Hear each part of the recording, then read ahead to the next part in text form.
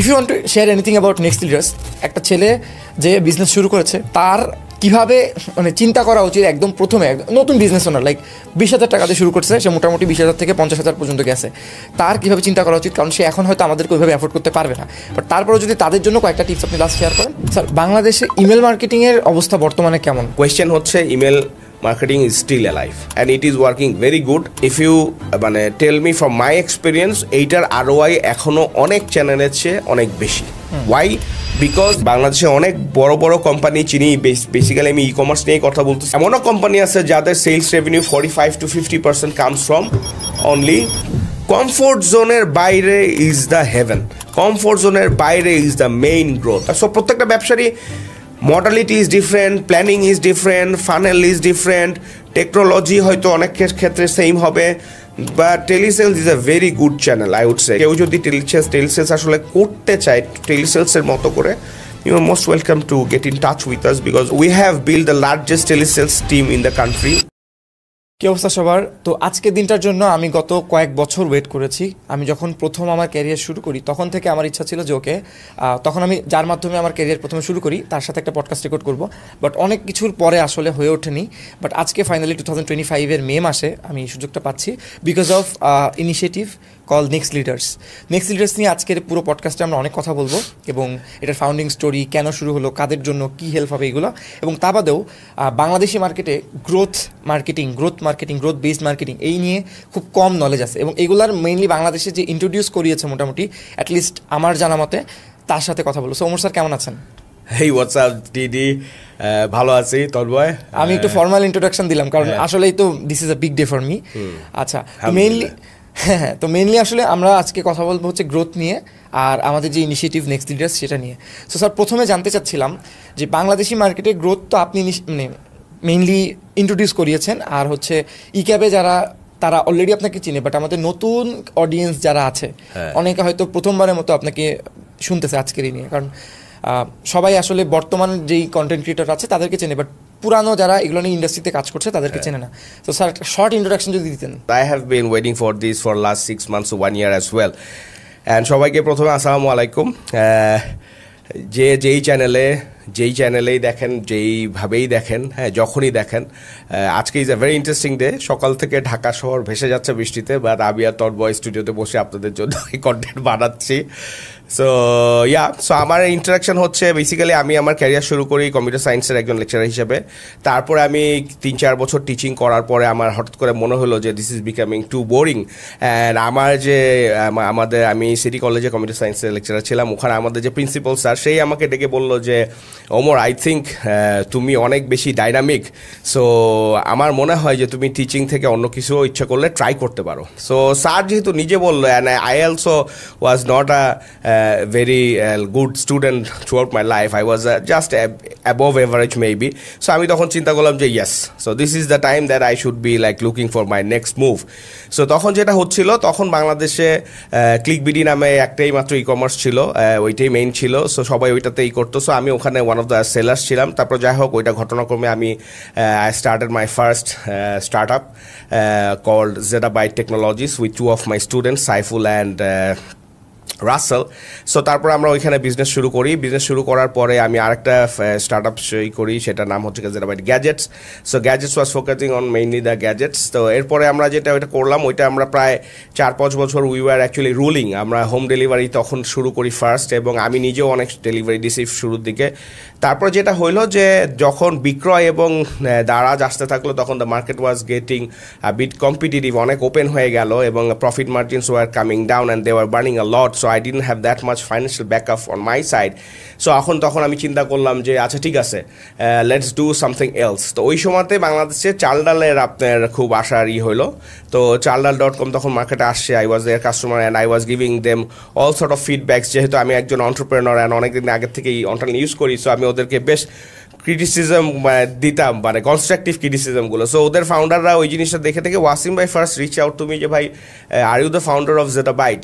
তখন আমি বললাম যে yes I am the founder of Zettabyte. তখন বলছে যে লেটস মিট। তার আগে আমি ওদের একটা রিভিউ দিই, ওই রিভিউটা থ্রুতেই মেইনলি ওনারা আমাকে পাইছে। তো যাই হোক, পরবর্তীতে আমি চাল ডালের সাথে 2 বছর কনসালটেন্সি করি, অ্যান্ড দেন 2017-এ I joined as their first head of growth. And তারপরে আমরা কোম্পানিকে আলহামদুলিল্লাহ with all of you with my team আমরা কোম্পানিকে 15x পর্যন্ত গ্রো করি।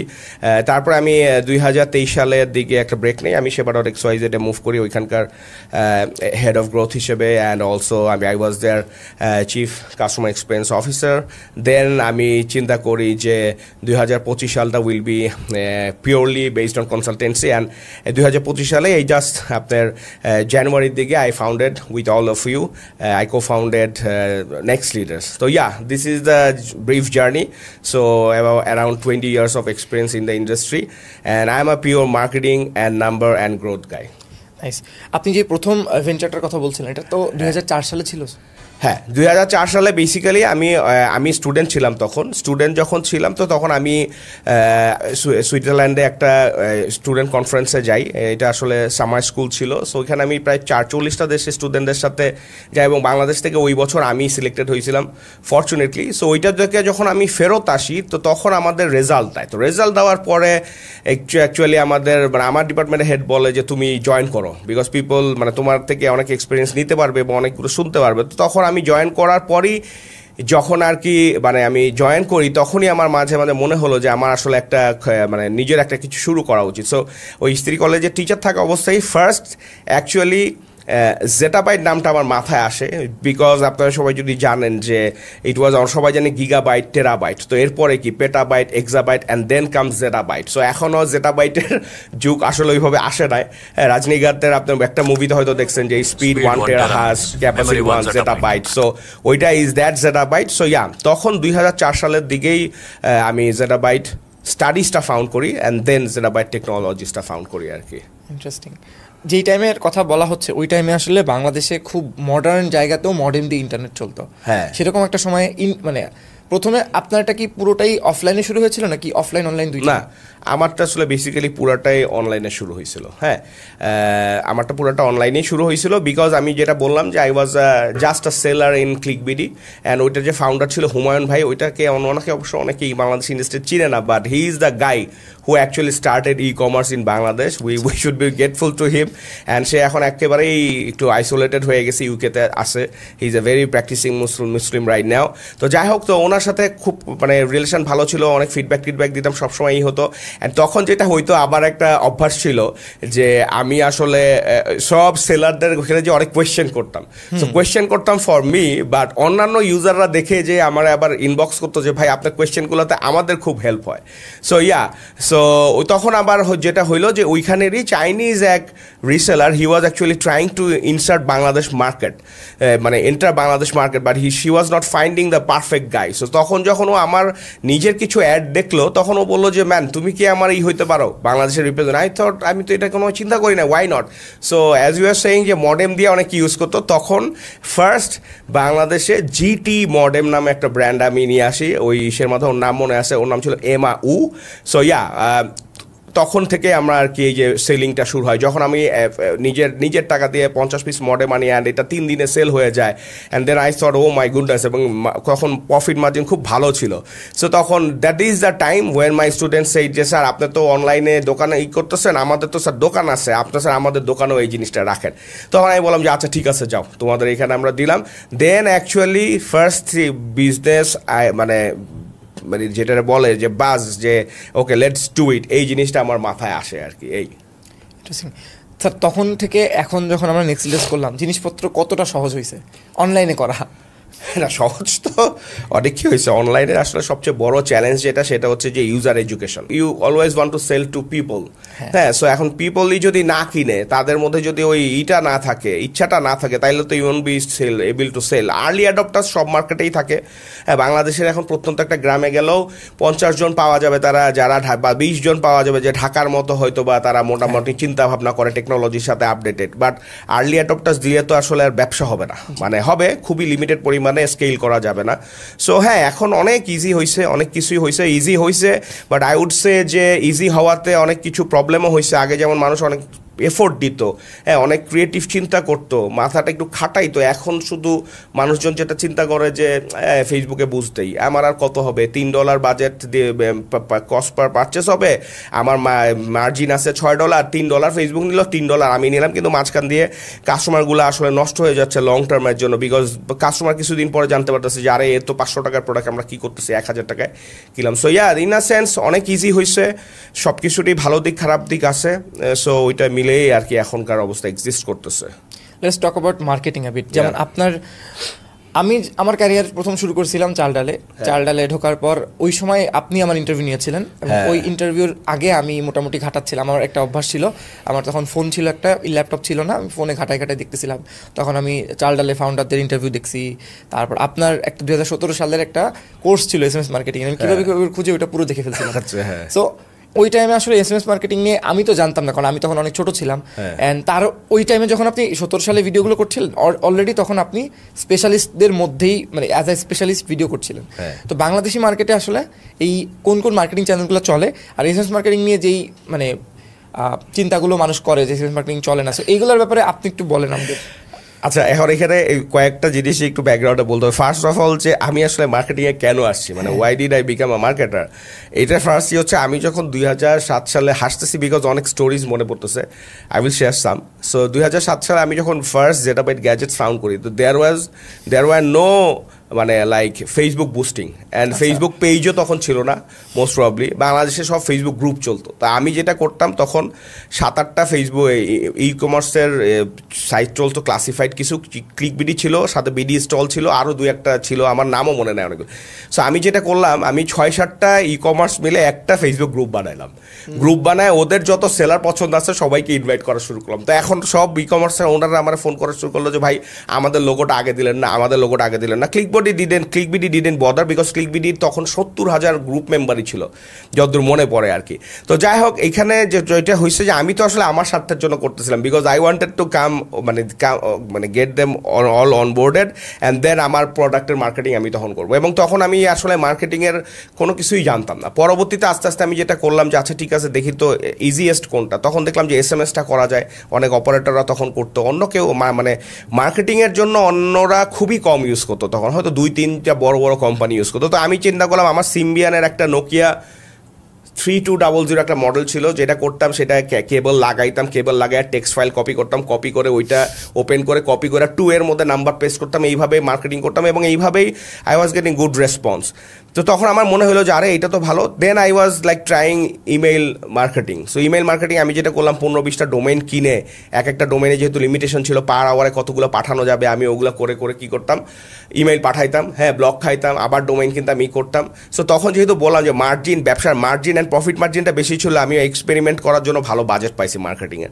সো ওইটা করে এইরকম SMS ইমেইল এইরকম করতে করতে আমি দেখলাম যে না, আমি তো মার্কেটিংটা ভালো পারতেছি অ্যান্ড আমার কাছে ভালো লাগতেছে, অ্যান্ড আমার ব্যবসা আমি নিজেই মার্কেটিং মানে ছড়াতে পারতেছি। তো দ্যাট ইজ ওয়েন যে আমি এই মার্কেটিংয়ে আসছি। আচ্ছা, talking about the SMS marketing video and other staff, সেটা হচ্ছে যে যেই দিন থেকে শুরু করছে SMS মার্কেটিং, যেহেতু সবাই করে না এবং সবার এক্সপিরিয়েন্স নেই, সবাই বলতো যে SMS মার্কেটিংয়ে কাজ করে।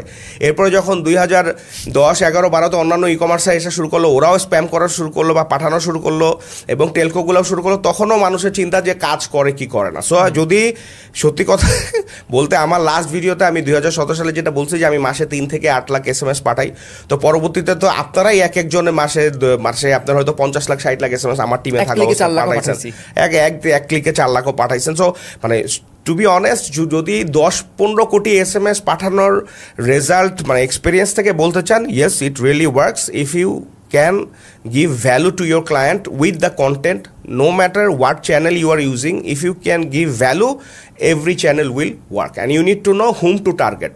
Just আপনার আকাশে বাতাসে ছড়াই দিলেই হবে না। সো টার্গেট গ্রুপ বুঝতে হবে, কন্টেন্ট বুঝতে হবে, অ্যান্ড ক্লিক টু অ্যাকশন কী দিলে ইম্পালস বাইংটা হবে সেইটা বুঝতে হবে, অ্যান্ড হুকটা বুঝতে হবে, যেটা আমরা বিভিন্ন ব্র্যান্ডের সাথে কাজ করে বুঝছি যে কোন প্রোডাক্টে কী হয়। So basically this is the answer, every channel works if you can put them to work with great content and great strategy. Sir বাংলাদেশে ইমেল মার্কেটিংয়ের অবস্থা বর্তমানে কেমন? কারণ এসএমএস মার্কেটিং নিয়ে আমরা কথা বললাম, আমি পার্সোনালিও জানি ইমেল মার্কেটিংয়ের ব্যাপারে কিছু, কিন্তু ধরেন আপনার কাছ থেকে শুনতেছি কারণ আপনি আরও ওয়াইড অনেক রেঞ্জের বিজনেসের সাথে অনেক শুরুর থেকে এই পর্যন্ত করে আসতেছেন, এখন কি অবস্থা আরও ওয়াই যদি আমি চিন্তা করি? বেসিক্যালি এই কোয়েশ্চেনটা 2009 সালেও আমি শুনছি, 2015 সালের দিকেও ইউআইউতে একটা সেমিনার হয়েছিল, ওইখানে আমরা একটা ভিডিও রেকর্ডিং করছিলাম যে ইমেল মার্কেটিং কীভাবে কাজ করে, কেমন কাজ করে। এখনও সবার একই কোয়েশ্চেন, বেসিক্যালি কোয়েশ্চেন হচ্ছে email marketing is still alive and it is working very good, and if you tell me from my experience এইটার ROI এখনো অনেক চ্যানেলের চেয়ে অনেক বেশি। why? because email marketing এখনো ওই রকম ভাবে স্যাচুরেটেড হয় না, because not everyone has access to list. হ্যাঁ, বড় বড় কোম্পানি যেগুলো আছে এদের যারা লিস্ট আছে, সাবস্ক্রাইব ইউজার আছে, তাদেরকে পাঠায়। কিছু ছোট কোম্পানি আছে যারা নিজেরা কিছু ইন্টারনেট থেকে লিস্ট জোগাড় করে পাঠায়, কিন্তু ওইভাবে সবাই এডুকেটেড হয় না। লাইক বাংলাদেশে যদি কথার কথা বলি, যে যদি 30,000 এফ কমার্স থাকে, এদের মধ্যে হয়তো 50 জন ইমেল মার্কেটিং ইউজ করে না, বাট 30,000-এর মধ্যে 30,000-এ ফেসবুক কি করে ইউজ করে। সো ওই ইমেইল চ্যানেলটা এখনও ওই রকম স্যাচুরেটেড হয় না, এর জন্য কিছুটা নয়েজ ফ্রি আছে। অ্যান্ড ইমেইলের যারা ইউজার থাকে, যারা ইমেইল, কিছু লোক আছে যারা ট্রিগার্ড হয় ইমেইল থেকে, আমার ইমেইলে আসছে, ও তার মানে this is a trusted brand, they are smart enough to understand to communicate through email. And ইমেইলটার সুবিধাটা যেটা হচ্ছে যে মানুষ ফ্রি হয়ে তার ইনবক্সে যায় ইমেইলটা চেক করতে, তখন তার একটু পিস অফ মাইন্ড কিছুটা হইলেও হয়তো থাকে, অ্যান্ড সে অন্য জিনিসের চেয়ে একটা উইন্ডোতে ফোকাস থাকে। তখন এইটা যদি খুলে অ্যান্ড যদি ইমেইল কন্টেন্টে ভ্যালু থাকে, তাহলে ইট গেটস কনভার্টেড। সো যারা খুলে, এই খোলা to open to conversion rate is very good till now. Again, I am saying যে depends on your value, depends on your subject line, depends on যে আপনি ভিতরে কন্টেন্ট কি দিচ্ছেন। হ্যাঁ, সো সাবজেক্ট খুব ভালো হইলে ওপেন হবে, কিন্তু ভিতরে যদি কন্টেন্টই না থাকে, ভ্যালু না থাকে, তাহলে তো কনভার্সন হবে না। সো এক কথায় email marketing still works, and যাদের লিস্ট আছে তাদের ইমেল মার্কেটিং ট্রাই করা উচিত। যাদের লিস্টের অ্যাক্সেস নাই, they should start building email list right now. Okay, এইটাই আমার নেক্সট কোয়েশ্চেন ছিল, যে একটা স্মল বিজনেস ওনার, আমি একটা পার্সপেক্টিভ বলি, যে শুরু করেছে 1.5-2 বছর আগে, তার একটা 2টা প্রোডাক্ট আছে, প্রোডাক্টগুলো নিয়ে আসতেছে, সে মোটামুটি এই ফেসবুক অ্যাড দিয়ে অনেক কিছু করে সুন্দর করে মোটামুটি এখন একটা স্টেবল জায়গায় আসছে। কিন্তু সে বুঝতেছে যে আমার বিজনেসটা এখানে যে স্ট্যাগনেন্ট হয়ে গেছে, এখান থেকে যদি আমার ভালো করতে হয়, আমি কালকে বুস্টে অনেক বাজেট দেই, আস্তে আস্তে ওইটা স্যাচুরেটেড হয়ে যায়, অনেক ডলার বেড়ে যায়, অনেক বার্ন হয়। তো সেখান থেকে সে কিভাবে করে আপনার এই যে alternative email marketing, SMS marketing, এই লিস্টগুলো তৈরি করতে পারে? এইটা আসলে খুবই tricky question, but I will be very blunt and straight in this case. এবং আমি চেষ্টা করবো যে জেনুইনলি কি ওয়েব প্রসেস ফলো করা উচিত বা করা যায়, সেইটা করা যায়। Easiest way is you talk to people or get in touch with people যারা ইমেল মার্কেটিং, এস মার্কেটিং করে। বাট আই উড সে যে অন্যদের আপনি হেল্প নিলেও you should also learn about the strategies and যে কীভাবে এটা কাজ করে।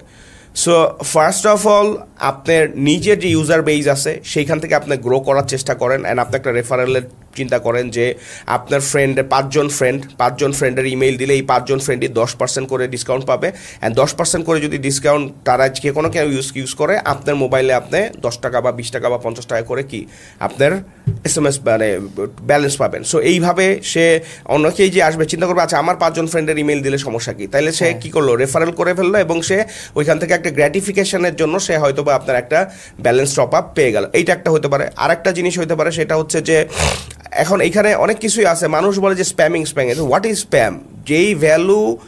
যেই কন্টেন্টে সত্যি কথা অনেক আমার যেটা মনে আছে, আমি যখন শুরু থেকে করতাম, একজন লোক আমার কাছ থেকে 4 টেরাবাইট হার্ড ড্রাইভ কিনতে আসছে। 4 টেরাবাইট হার্ড ড্রাইভ কিনতে আসছে, এটাও 10 বছর আগের কথা।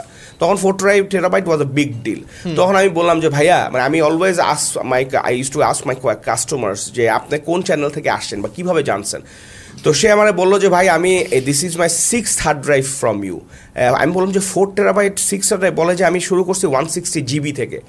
তো আমি বললাম যে কীভাবে, বলে যে আমি আপনার ইমেইল থেকে সবার আগে আসছি, and I was a marine engineer, and আমি যখন অন দ্য মুভে ছিলাম তখনই একদিন জাহাজে বসে আপনার এই 160 GB দেখছি। আসার পরে ও সেই ট্যুর থেকে ফেরত আসার পরে আমি 160 GB আপনার কাছ থেকে কিনি, এবং এরপরে আমি 500 GB, 750 GB, 1 টেরা, 2 টেরা, এই 4 টেরা আপনার কাছ থেকে কিনছি। So just see, if you can give value, তাহলে আপনার ওইটা কিন্তু আর স্প্যাম থাকতেছে না। সো স্প্যামিং মানুষ সারা জীবনই বলবে যে স্প্যাম কল করতেছে, অনেক বেশি, হ্যাঁ স্প্যাম কল করতেছে, স্প্যাম মেসেজ দিচ্ছে। স্প্যাম এই অনলি একটা জিনিস স্প্যামে করতে হবে, এটা হচ্ছে you have to have some control over the thing that you are doing. Yes, বাংলাদেশের মতো জায়গায় স্ট্রাকচার আপনি ইমেল লিস্ট পাবেন না, স্ট্রাকচারই পাবেন না। What do people do? ব্যবসাও তো বড় করতে হবে, এই ব্যবসার মধ্যে তো এমপ্লয়িগুলোও আসতেছে। হ্যাঁ, আপনার অনেক লোক কাজের সুযোগ পাচ্ছে, অ্যান্ড অনেক কাস্টমার জানেই না সার্ভিস সম্পর্কে, তারা জানতে পারতেছে। সো এখানে অনেক বড় একটা ডিবেট আছে। বলাটা খুবই সোজা যে খালি স্প্যাম করে, but you have to understand যে কেন এই জিনিসটা হচ্ছে এবং এটা কি দরকার আছে কি না। হ্যাঁ, আমি বলবো যদি স্প্যামিং না থাকতো, যদি সব নর্মাল জেনুইন অথেন্টিক মার্কেটিং দিয়ে হইতো, বাংলাদেশের ই কমার্স মার্কেটে এই জায়গায় কোনোদিনও আসতে পারতো না। হ্যাঁ, সাদী ফেসবুক দিয়ে আপনার মার্কেটের এডুকেশনটা হইতো না। যাই হোক, যেটা বলতেছিলাম, so yeah they can do আপনার ওই যে আমি যেটা বললাম রেফারেলের কাজটা করতে পারে। অ্যান্ড বাংলাদেশে অনেক ক্লাসিফাইড সাইট আছে, অ্যান্ড আপনার অনেক জায়গায় আছে যেখানে emails and other stuffs are available. They can scrape it and they can utilise it, যেহেতু মানুষজন ফ্রিতে দিয়ে রাখছে। অ্যান্ড অবভিয়াসলি প্রতিটা ইমেইলের মধ্যে আপনার আনসাবস্ক্রাইব লিস্ট দেওয়া লাগবে, SMS এর মধ্যে আনসাবস্ক্রাইব দিতে হবে, so that people has a option to opt out, আর সে যাতে রিপ্লাই দিতে পারে যে ভাই আমার আর পাঠায় না। And you should religiously follow that. হ্যাঁ, যে আমাকে কেউ যদি একবার বলে যে আই ডোন্ট হ্যাভ ইন্টারেস্ট, তাহলে তাকে বারবার পাঠায় কোনো লাভ নাই। হ্যাঁ, এটার মেকানিজমটা অনেক টাফ, অনেক বড় কোম্পানিও এটা হয়তো ম্যানেজ করতে পারে না, but you have to try your best. আরেকটা বড় জিনিস এখন যেটা আছে, যদি if you are a small or mid size business, আপনার করা উচিত যে আপনার সাথে কম্পিটিশন নাই এরকম আরও 4-5টা ব্যবসা আপনার খুঁজে বের করা উচিত এবং তাদের সাথে কোলাবোরেশন করা উচিত। Suppose you have like 10,000 customers in your base and someone else has 20,000 customer in his base. আপনি বাচ্চাদের প্রোডাক্ট সেল করেন, সে হয়তো জামা কাপড় সেল করে। সো বাচ্চা এবং জামা কাপড়ের পরে যারা মা, এই দুটোর মধ্যে কি আছে? ওভারল্যাপ আছে, কিন্তু আপনাদের মধ্যে কিন্তু কন্ট্রাডিকশন নাই। তখন আপনি যে বলবেন যে ভাই আমার যেহেতু বাচ্চা 10,000 কাস্টমার আছে, এখানে তো মারা আছে, আপনার কাপড়ের আমি আমার এখান থেকে কোলাবোরেট করতেছি, আপনার জন্য 20% ডিসকাউন্ট আমি দিয়ে দিচ্ছি, আপনি আপনার বেজে আমার কাস্টমারের জন্য কিছু দেন, আর আমি একটা কন্টেন্ট দিচ্ছি, আপনি আপনার বেজে পাঠায় দেন যে we are in a collaboration with X company, আর আমি আপনার বেজে দিচ্ছি। সো এইভাবে করেও আপনার লিস্টের সাইজ না বাড়ায়ও কিন্তু আপনার রিচটা কি করা পসিবল, বাড়ানো possible. Same goes with SMS। So এইভাবে কোলাবোরেশন করে অনেকভাবেই করা possible. And obviously there are some companies they can also help you to target different segment of people. In fact telco পর্যন্ত করতেছে।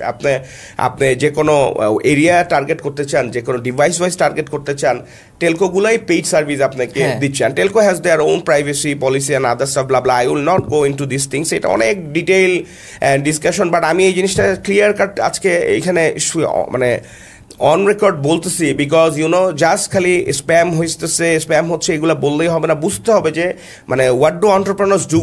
হ্যাঁ, কোনো ফর্মাল জিনিস তো নাই, বা ফর্মাল চ্যানেল তো নাই, বা কোনো সাপোর্ট তো নাই যে করবে। অ্যান্ড পিপলস প্রাইভেসি বলতেছে, এই পিপলস 1,90,00,000 কাস্টমার যে হয়েছে, এইগুলা এইভাবেই আসলে কি হয়েছে, গ্রো হয়েছে। হ্যাঁ, so yeah you always, as a business owner, entrepreneur, you always have to understand and have to have some control over your marketing so that people doesn't get bothered.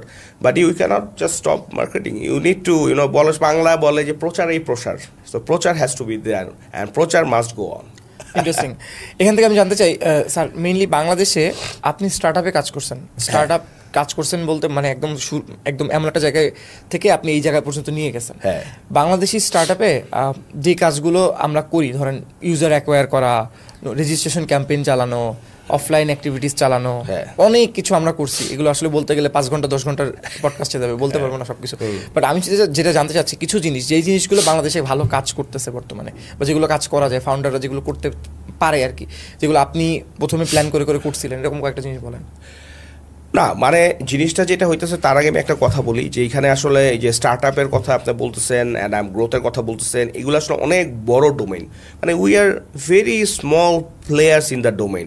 স্টার্টআপের অনেক গ্রেট ফাউন্ডার্স আছে যারা হয়তো এখানে আসার সময়ও পায় না, বা কখনো তাদের রিচও করতে পারেন না। অ্যান্ড আপনার SME-তেও অনেক ভালো প্লেয়ার্স আছে, অ্যান্ড আপনার গ্রোথ নিয়ে হয়তো আরও অনেকে কাজ করছে, কিন্তু এই গ্রোথ টার্মিনোলজিটা বাংলাদেশের মার্কেটে যখন ইম্পোর্ট হয়েছে, ইটস লাইক আমার এই মতে 2010 সালের দিকে স্টার্টআপ অ্যান্ড গ্রোথ এই জিনিসগুলো একটা মোটামুটি একটা হাইপ পাইছে আর কি। হ্যাঁ, সো এরপরে আস্তে আস্তে আরও বাড়ছে। 14, 15, 16, 17 দিকে যখন এক্সেলেটর প্রোগ্রামগুলো আসে, তখন আরও ট্যাপ ইন হয়েছে। এটা আমি একটু ব্যাকগ্রাউন্ড দিছি, বিকজ না হলে এটা জাস্টিফাইড হবে না আমার একদম ডাইরেক্ট কমেন্ট করাটা। সো তখন আর কি, যেহেতু স্টার্টআপ কথাটা আসছে, তখন একটা ইনভেস্টমেন্টের কথা আসে। ইনভেস্টমেন্টের কথা যখন আসে, তা ইনভেস্টর কি দেখলে অ্যাট্রাক্টেড হয়? The growth term then got imported, এবং তখন সেটা সবাই এটা ফ্রি করে। নাহলে তো ব্যবসা তো গত 100, 200, 500 বছর ধরেই বড় হয়েছে।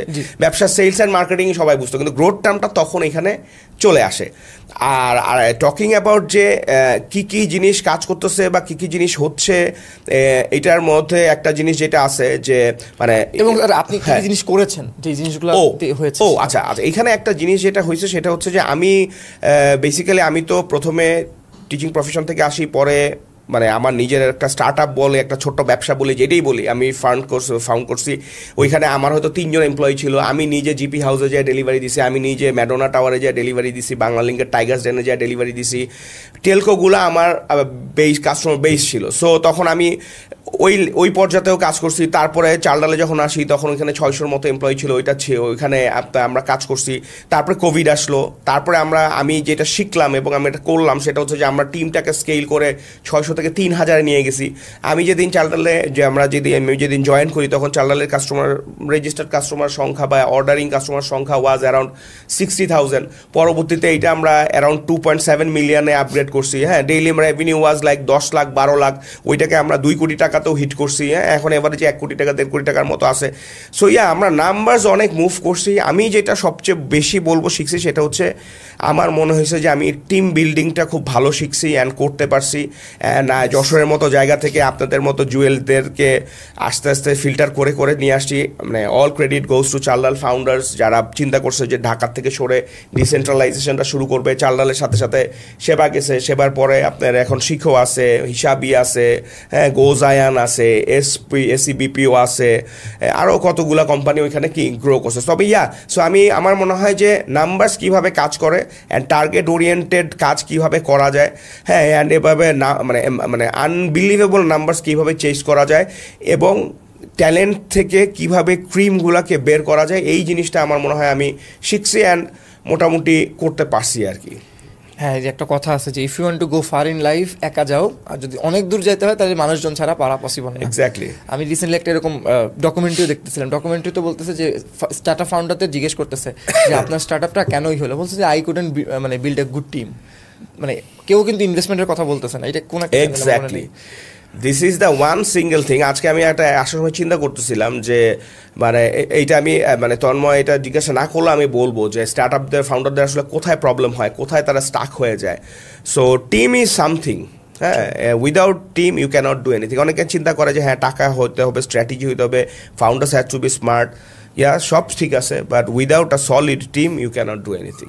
You need some people who believe in you, হ্যাঁ, যারা আপনার মতো করে করতে চায় এবং ফ্যামিলি ওয়ার্ক লাইফ ব্যালেন্স এগুলো এত কিছু চিন্তা করে যে আই উইল জাস্ট জয়েন। এবং আই উড সে যে আমি এইখানে আমি নামটা নিচ্ছি না যথেষ্ট কারণেই, সেও হয়তো চাবেও না যে আমি নামটা নেই। তো যাই হোক, আমি কীভাবে একজন এন্টারপ্রেনার থেকে আমি জবে যাই। সো সবাই তো মনে করে যে হ্যাঁ এন্টারপ্রেনার ইজ এ ভেরি মানে গর্বের একটা বিষয়, অবশ্যই একটা গর্বের বিষয়, কিন্তু তারপরও আমি কেন চাকরিতে গেছিলাম।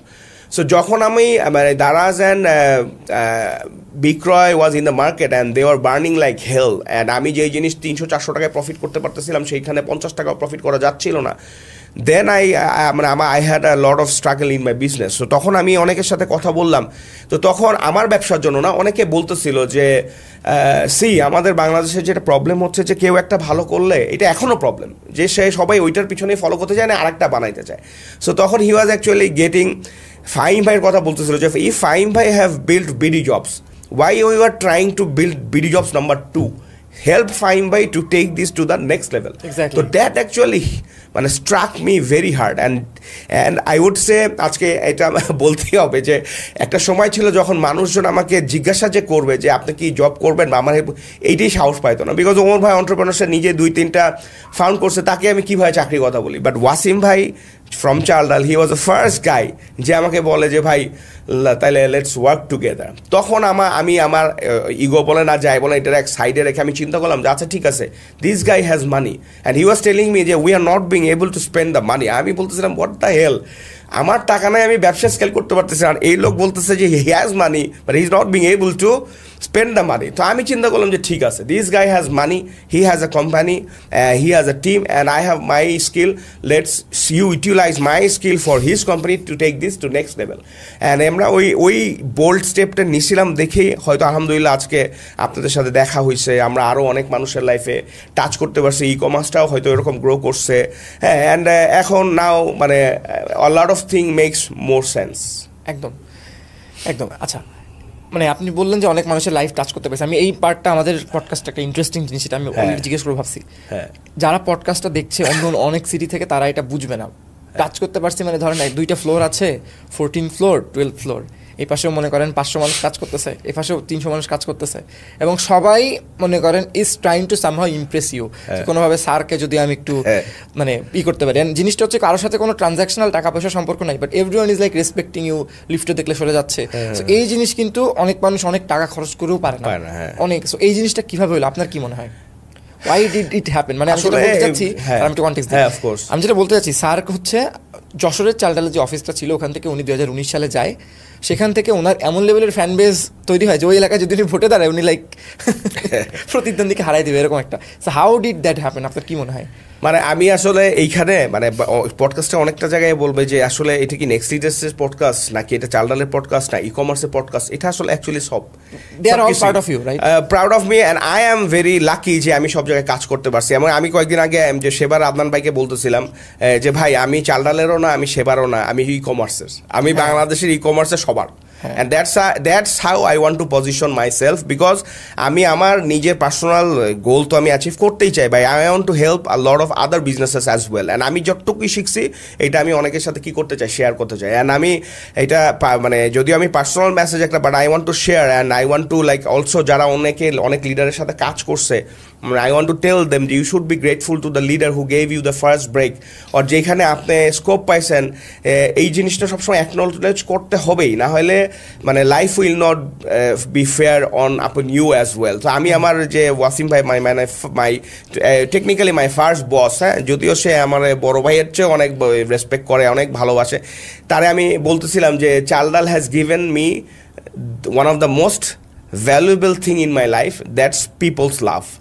সো এইটাই আর কি। সো যেটা বলতেছিলাম সেটা হচ্ছে আমরা জিয়া ভাই আর আমি যখন ফার্স্ট যশোরে যাই, অ্যান্ড যশোরে টু গিভ মানে আমাদের লিসনার্সের যে কনটেক্সট, যশোরে গভর্নমেন্ট 370 কোটি টাকার মতো মোস্ট প্রবলি স্পেন্ড করে একটা 14 তলা বিল্ডিং বানাইছে, এটাকে আইটি পার্ক বলে, যশোর হাইটেক পার্ক বলে। সো এইখানে প্রথম 2019 সালে আরও ছোটোখাটো ব্যবসা ছিল, কিন্তু বড় ব্যবসা হিসেবে চালডাল যায় 12 তলায়। ছোট্ট অর্ধেক অংশ নেওয়ার প্ল্যান থেকে জিয়া ভাই বা চালডালের কো ফাউন্ডার তেজাসের সাথে আলাপ করে, অ্যান্ড দে অ্যাকচুয়ালি ফট উইথ ওয়াসিম ভাই যে না এটা আমরা পুরো ফ্লোর নিব। তারপরে 12 তলাটা আমরা নেই, 19 জন দিয়ে শুরু করি, তারপরে 19, 20, 21, 22 করতে করতে ওইখানে উদিতি অ্যান্ড মিথুন যে প্রথমেই করে সেট আপ করে, তারপরে আমি যে টিম বিল্ড করা শুরু করি, এবং এখানে 700-750 এমপ্লয়ি এখন কাজ করতেছে।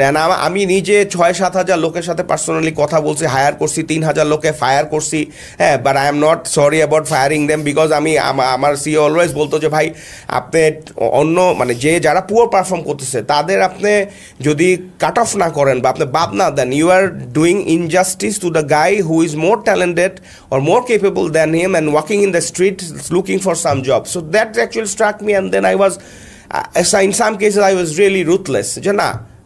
We have to build an army, and it has to contribute to the company so that the company can sustain and company can contribute to the startup ecosystem or e-commerce ecosystem of the country, because we are here for a bigger goal. হ্যাঁ, so ইমোশনারি এইখানে আসলে ওইরকম করা যাবে না। So এইগুলা করতে করতে যেটা হয়, আপনাদের মতো ইয়াংস্টার্সদের সাথে আমার দেখা হয়, খুব ভালো বন্ডিং হয়ে যায়। আমরা যেভাবে স্কিম আউট করে আপনাদেরকে আনছি, ইউ রিমেম্বার দ্য গ্রোথের ফার্স্ট জেনারেশন যেই 6 জন ছিল, আমরা প্রায় 400 জনের মধ্যে থেকে ফিল্টার করে আনছিলাম। অ্যান্ড ফর দ্য অডিয়েন্স, আপনারা আজকে যে তন্ময়কে দেখতেছেন, তন্ময় কীভাবে ফার্স্ট মানে সে তার ফার্স্ট গ্লেয়ার বা ফার্স্ট ঝলক বা ফার্স্ট আগুনটা দেখায়। So the thing is that it was an average evening, and ওরা সবাই আপনার চালডালে 12 তলায় যশোরে সেল করতেছিল। অ্যান্ড আমি তখন জাস্ট আমার ফার্স্ট গ্রোথ টিম, আমার সিও বললো যে ওর ভাই you need a team, because আপনি অনেক একলা করতেছেন, একলা করতে করতে হচ্ছে না। অ্যান্ড ওই সময় আমার ওই ভিশনটা ছিল না যে do I really need a team, because এদেরকে শিখায় বড় করতেই আমার যে এনার্জি যাবে, ইজ ইট রিয়েলি সাস্টেনেবল। পরে আমি যেহেতু সে ফাউন্ডার, অ্যান্ড আমার মনে হলো যে আচ্ছা ঠিক আছে, লেটস ডু ইট, সে তো আমার হেল্প করতেছে, যে মানে আমার প্যারা কী হবে, কমবে।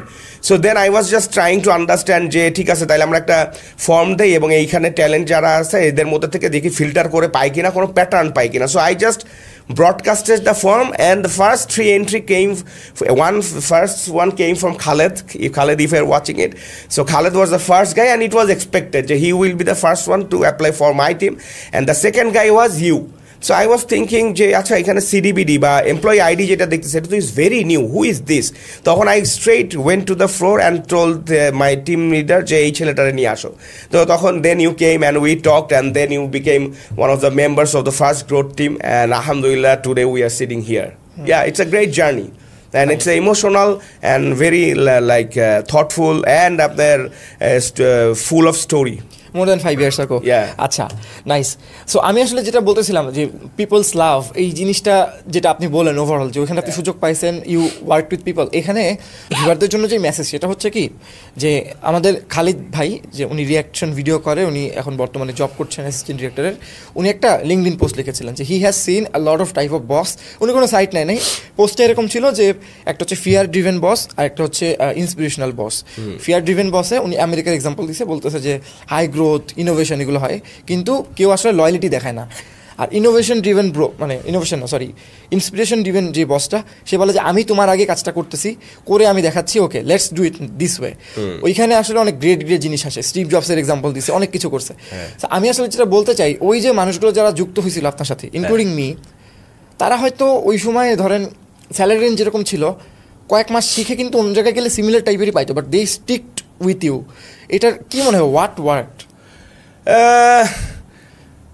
এগেইন আমি যেটা বলতেছি যে আসলে আমি একটা কথা বলতে চাই, মানে আসলে মানে মানুষ অনেক কিছু বাইরে থেকে বুঝে না। হ্যাঁ, অনেকেই অনেক কোম্পানির কথা বলে, এইটা করতেছে, ওইটা করতে পারতেছে না, এইটা এখানে হয়েছে, এর তো ফান্ডিংয়ের শর্টেজ আছে, বা ওইটা হয়েছে, বা ওইখানে তো এমপ্লয়ি অনেকে চলে যাচ্ছে, বিভিন্ন কোম্পানির কথা বলে।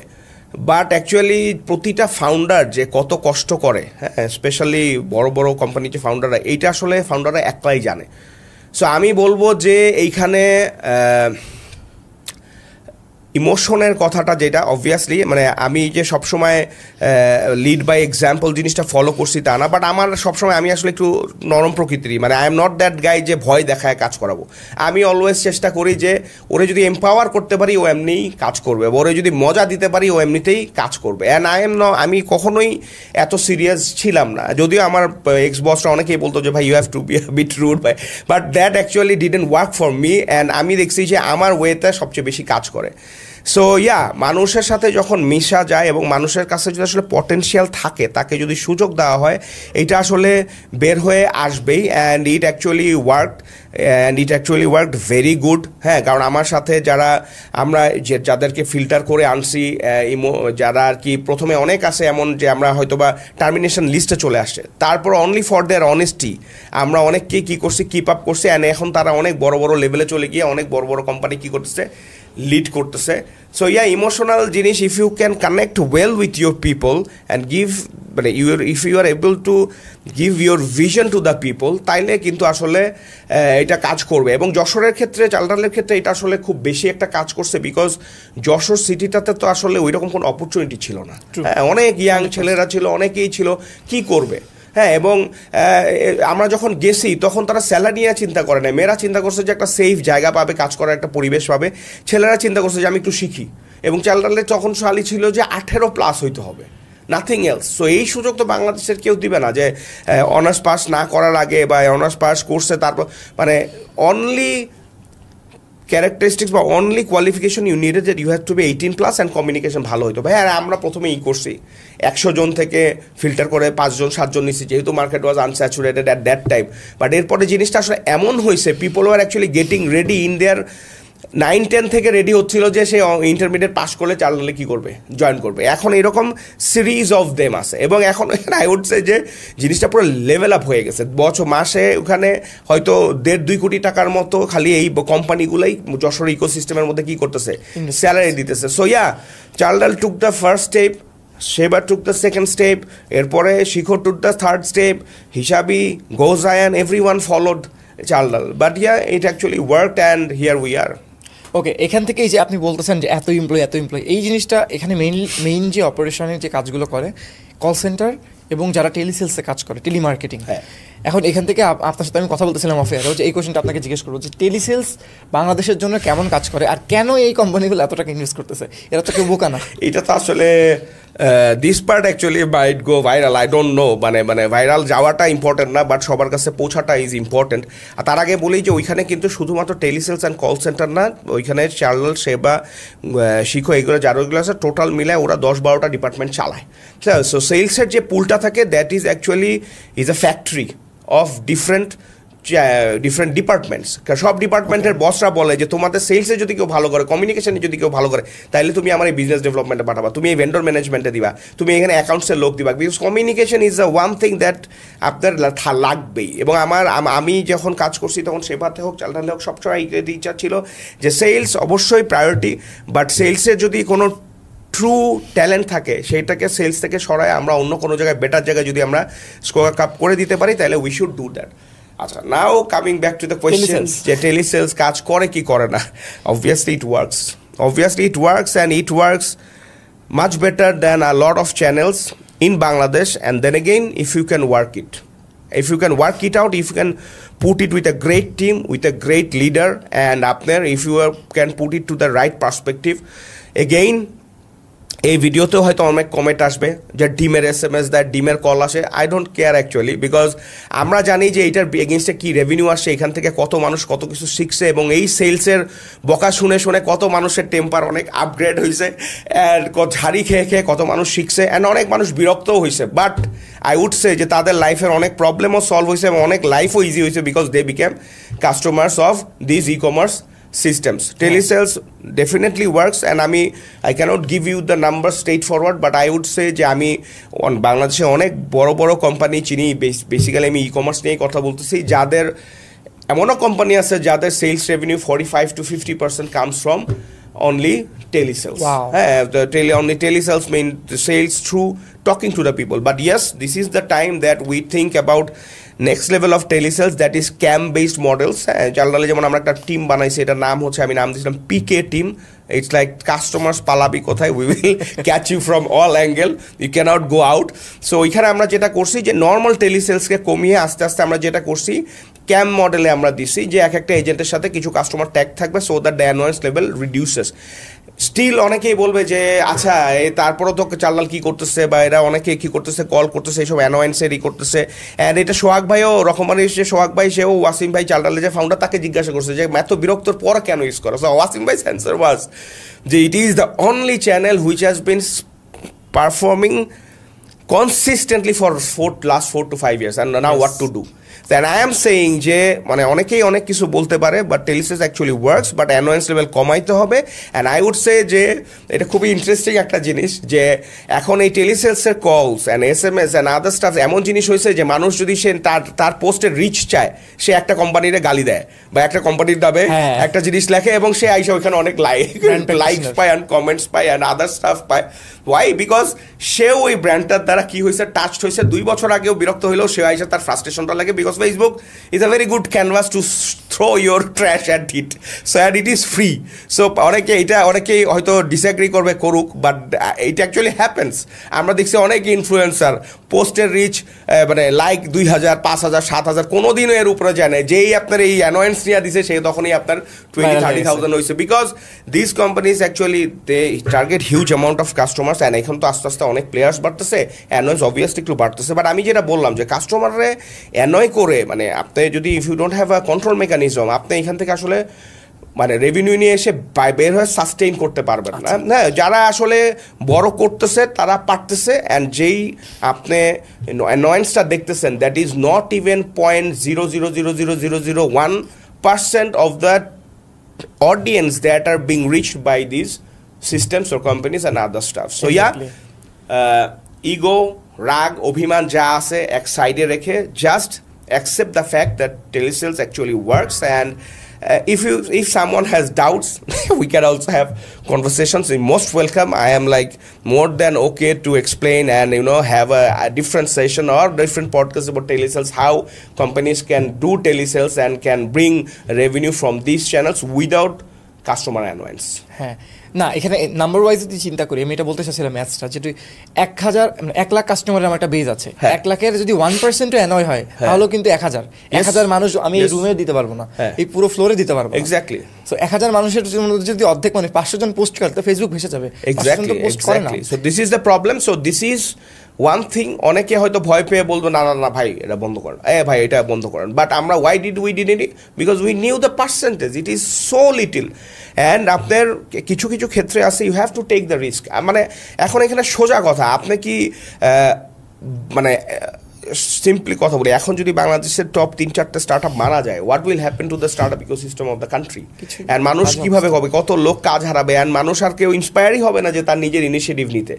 সো মাঝে মাঝে কিছু স্যাক্রিফাইস আমাদেরকে অ্যাজ এ কনজিউমারও করতে হবে, হ্যাঁ, অ্যাজ এ বিজনেসম্যানও করতে হবে। অ্যান্ড বিজনেসম্যানরা তো every now and then sacrifice করতেছে, সো কনজিউমারদেরও করতে হবে, so that businesses can also serve them in a better way. ভুল মানুষের হইতেই পারে, শিখবে, বাট কনজিউমারদেরও কিছু কি আছে, দায়িত্ব আছে। কাস্টমাররা খেপে যায় না আমার উপরে, but just try to understand and try to think of a good experience that you have got from all this companies. আমি আমার পার্সোনাল লাইফের বলি, আমি যখন ঢাকাতে এখন থাকি না ফুল টাইম, বাট আগে যখন থাকতাম, আমার লাইফে কীভাবে এই স্টার্টআপগুলো কাজে লাগছে। আমার বাসায় আমার বাবা আমার মেডিসিন লাগে 4-5 হাজার টাকার, আমি এখান থেকে একটা কোম্পানি, নাম বলবো না, প্রমোশন হয়ে যাবে, তাদেরকে অর্ডার প্লেস করে দিতাম, ওটা যশোরে আমার ফ্যামিলিতে চলে যেত। ওকে। আমার বাজার লাগলে বেশিরভাগ আমার মা, আমার বাজারের পাশে আমার বাসা যেত, বাট মাঝে মাঝে কোনো জিনিস দরকার উনি পারতেছে না, তখন আমি অর্ডার প্লেস করে দিতাম, চাল ডাল টাইপের কোম্পানিতে চলে যেত। আমার বাসায় কোনো একটা কারণে ফুড অর্ডার দিতে হবে, আমি একটা ফুডের কোম্পানিতে দিতাম। এখন এই সব কোম্পানিগুলো স্টার্ট আপ না, অনেকগুলো বিদেশ থেকে আসছে, তারা স্টার্ট আপ মডেল করতেছে না। আমার যেমন ঢাকার মধ্যে এই যে ধরেন এই স্টুডিওতেই আসবো, আমি অনেকক্ষণ সিএনজি খুঁজছি, পাইনি, পরে আমি কোনো একটা কোম্পানির ফোনের অ্যাপের মধ্যে ঢুকে সিলেক্ট করছি, চলে আসতে পারছি। এই যে লাইফে এই কমফোর্টটা, এখন বলবেন একটা অ্যাভারেজ মানুষের এত কিছু দরকার না, বাট আমার তো দরকার, কারণ আমি কাজ করতেছি, I am trying to build my career. So এই ক্ষেত্রে আমি যদি এক্সট্রা 100 টাকা খরচ করে এই ফেভারগুলো পাই, এখন আমি যদি ইমাজিন করি ঢাকাতে এসেছি আমি, আর আমার লাইফে এইগুলো নাই, আমাকে মানে এরকম বাইক আমি উঠতে পারবো না, বা এরকম আমি অর্ডার করতে পারবো না বাড়িতে, তো তখন তো আমার লাইফ অনেক ডিফিকাল্ট হয়ে যাবে। তো এইগুলো আসলে ওভারঅল ইট হ্যাজ ভ্যালু, স্টার্টআপের ভ্যালু, ইট হ্যাজ ভ্যালু। অ্যান্ড এখানে আরেকটা ইম্পর্টেন্ট জিনিস আপনি রেজ করছেন, মানে উইদাউট ইভেন মানে হয়তো চিন্তা করেও বলেন নাই, এখানে আপনি একটা কথা বলছেন যে এর মধ্যে অনেক বিদেশি কোম্পানিও আছে। সো ভাই, বিদেশি কোম্পানি আছে, আই ওন্ট নেম দেম। তো এখন এই বড় বড় প্লেয়াররা আসছে এত ইনোভেশনস নিয়ে, তারা 40টা-50টা কান্ট্রিতে রান করে, তাদের সফটওয়্যারের মানে ইউআই ইউএক্স মানে 10 লাখ, 20 লাখ, 50 লাখ, 5 কোটি, 10 কোটি ইউজারের থ্রু হয়ে স্মুথ হয়ে আসছে। সে এসে আমার যখন একটা লোকাল প্লেয়ারের সাথে খেলতেছে, তখন লোকাল প্লেয়াররা তো কিছু বাংলা ভাষায় বলে this, there has to be some Bangla styles, যেগুলো অন্যান্য, হ্যাঁ, আপনার বলেন এই পাকিস্তানি বলেন, আপনার জার্মানি বলেন, হ্যাঁ, বা অন্যান্য কোম্পানিগুলো কি করতে পারবে না, স্ট্র্যাটেজিগুলো ক্র্যাক করতে পারবে না, বা তারা ওইটা পারবে না। সো বাংলাদেশি কোম্পানি যদি বাংলা স্টাইল কিছু ইউটিলাইজ না করে, ইট will be really tough for them to survive and sustain the market. And yes, I will say this again, ব্যবসায়ীদের স্যাক্রিফাইস তারা দিন রাত করতেছে, কাস্টমারদেরও কিছু স্যাক্রিফাইস করতে হবে, but yes, feedbacks are always welcome, যত পারেন ফিডব্যাক দিতে হবে। এবং আই উড সে যে মানে আমি কোনো ফাউন্ডার এখন পর্যন্ত চিনি না যে যারা ফিডব্যাক দিলে ফিডব্যাকের কোনো পাত্তা দেয় না। হ্যাঁ, টিমের অনেক কিছু থাকে, বাংলাদেশে অনেক কিছু আপনার ডেটার অনেক স্ট্রাকচার ঠিক নাই, যেমন ধরেন এক একজনের এক একটা সাইটে 5টা-7টাও অ্যাকাউন্ট থাকে। সো সে হয়তো চিন্তা করতেছে যে তাকে আপনি ফোন করতেছে, তো সে বলতেছে তখন যে এজেন্ট আছে বা এই আছে, সে ওই নাম্বারটা ডিএনডি করছে। এখন সে যে আবার তার ছোটো ভাইয়ের মোবাইল নাম্বার দিয়ে আরেকটা অ্যাকাউন্ট খুলে, সেটা তো জানা, হয়তো 2 মাস পরে ছোটো ভাইয়ের নাম্বারে ফোন গেছে, ওইটাও বন্ধ করছে। এখন কত হচ্ছে যে আমি যখন একটা কাস্টমার হবো, আমার তো কিছু দায়িত্ব আছে যে ভাই একটা সাইটে আমি 7টা অ্যাকাউন্ট কেন খুলবো, অফার নেওয়ার জন্য। এগুলো এখন এগুলো যেহেতু করছেন, ওই বেনিফিটগুলো যেহেতু দিচ্ছেন, তো এটার তো কিছু ব্যাক আছেই। হ্যাঁ, এই আর কি আমি বুঝতে পারছি। সো কাস্টমারদের সাথে মানে ফাউন্ডারদের সাথে বা মার্কেটারদের সাথে কাস্টমারদের আর একটু রেসপন্সিবল হতে হবে, যদি তারা মনে করে যে ইট ইজ মানে অ্যানোয়িং দেম। স্যার, নেক্সট আমি যে কোয়েশ্চেনটা করবো, এটা আমার পার্সোনালি জানার অনেক ইচ্ছা। আপনি বলেছেন এখন আপনি গ্রোথ এবং বিজনেস নিয়ে কনসালটেন্সি করেন। গ্রোথ কি আমরা এতক্ষণ এক্সপ্লেন করেছি, আশা করছি আর বলার দরকার নেই। একটা ফাউন্ডার, ধরেন আমি একটা ফাউন্ডার, আমি নতুন একটা বাংলাদেশে ডিফারেন্ট টাইপের একটা এসি নিয়ে আসছি, এটা ওয়ালটন কোম্পানির সাথে টক্কর দেবে, কথার কথা। এখন ধরেন আমি আপনাকে হায়ার করলাম গ্রোথ কনসালটেন্সি হিসেবে। গ্রোথ কনসালটেন্সি যখন আপনি করবেন, এটা অ্যাকচুয়ালি আপনি কি কাজ করেন, এটাতে কি লাভ হয়, জাস্ট ফর লেম্যানস পার্সপেক্টিভ। হ্যাঁ, মানে আমি খুব ইজি করে বলি, ঠিক আছে, খুব ইজি করে বলি ভাই, গ্রোথ কোনো লাইক মানে হাইটেক সায়েন্স না বা কিছু না, but yeah, it is very important. Growth is kind of ডিলিকা লাড্ডু, তো গ্রোথ সবাই খাইতে চায়, অ্যান্ড খাইতে গিয়ে আবার অনেকের কোমরও ভাঙা যায়। আচ্ছা। So if you are not prepared for growth you can't go for the drive.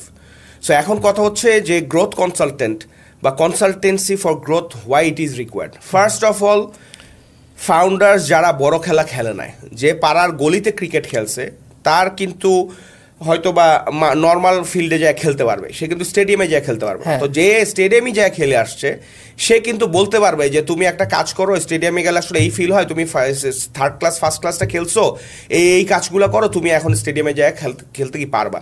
So ধরেন আবার যে ধরেন সেকেন্ড ডিভিশন ফার্স্ট ডিভিশন খেলছে, সে আইসে পাড়ার একটা লোকরে দেখবে, আরে এর মধ্যে তো ফ্লেয়ার আছে, এর let's pick him up and আমি কোচের কাছে দিয়ে দিই যে আপগ্রেড করো।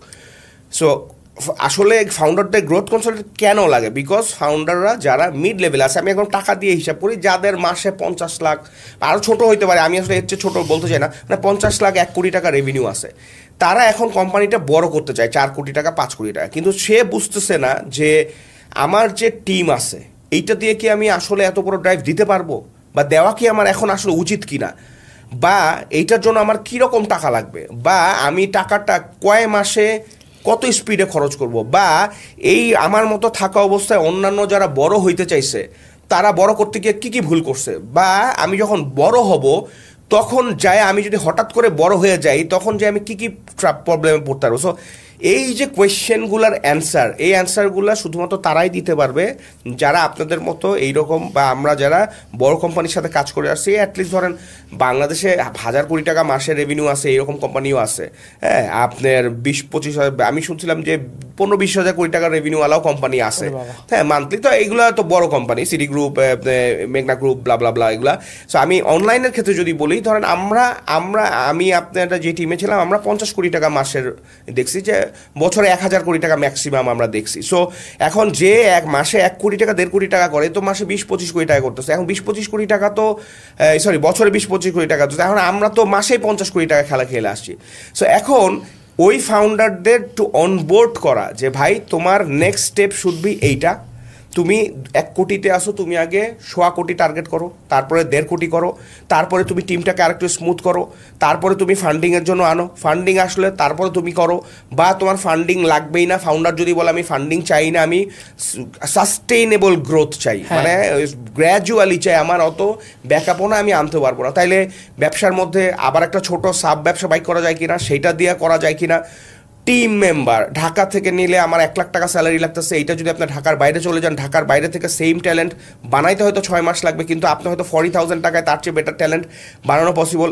এই যে যত সব হ্যাকসগুলা, people who have already played larger games, তারা এসে ছোট বা মিড লেভেলের ফাউন্ডারদেরকে বলতে পারে যে ভাই তুমি এইভাবে জিনিসটা সাজাও, and that's where I am trying to contribute. And আপনার যেহেতু আপনার তো জানেনই, সবাইকে জানাই যে আমি 2025 সালে আই হ্যাভ ডিসাইডেড যে I will not B giving any my full bandwidth to any single company, because এটাতে যেটা আসে একটা বোর্ডম চলে আসে, এবং কথা হচ্ছে যে সব কোম্পানি সবসময় গ্রোথের জন্য রেডিও থাকে না, কখনো গ্রোথ মোডে থাকে, কখনো সার্ভাইভাল মোডে থাকে। সো এইটাতে যেটা হয়, আমার বাজ হচ্ছে নাম্বারস, আমি যদি নাম্বারসের মধ্যে না থাকতে পারি তখন আই গেট রেস্টলেস। এবং আমার যেটা মনে হয়েছে যে আমি নিজে শুরু করছি গ্যাজেট ইন্ডাস্ট্রি থেকে, তারপর আইটি প্রোডাক্টের ইন্ডাস্ট্রিতে গেছি, তারপর আমি লজিস্টিক কোম্পানি ফাউন্ড করছি, TikTok, it was a logistic company. দেন আমি বাচ্চাদের খেলনার ইন্ডাস্ট্রিতে ঢুকছি, তারপর আমি কাপড়ের ইন্ডাস্ট্রিতে ঢুকছি, তারপর আমি হোম অ্যাপ্লায়েন্সের ইন্ডাস্ট্রিতে কাজ করছি, তারপর আমি গ্রসারি অ্যান্ড ফুডের ইন্ডাস্ট্রিতে কাজ করছি, তারপর আমি সার্ভিস ইন্ডাস্ট্রিতে কাজ করছি, তারপর আমি সেবাতে সাস প্রোডাক্ট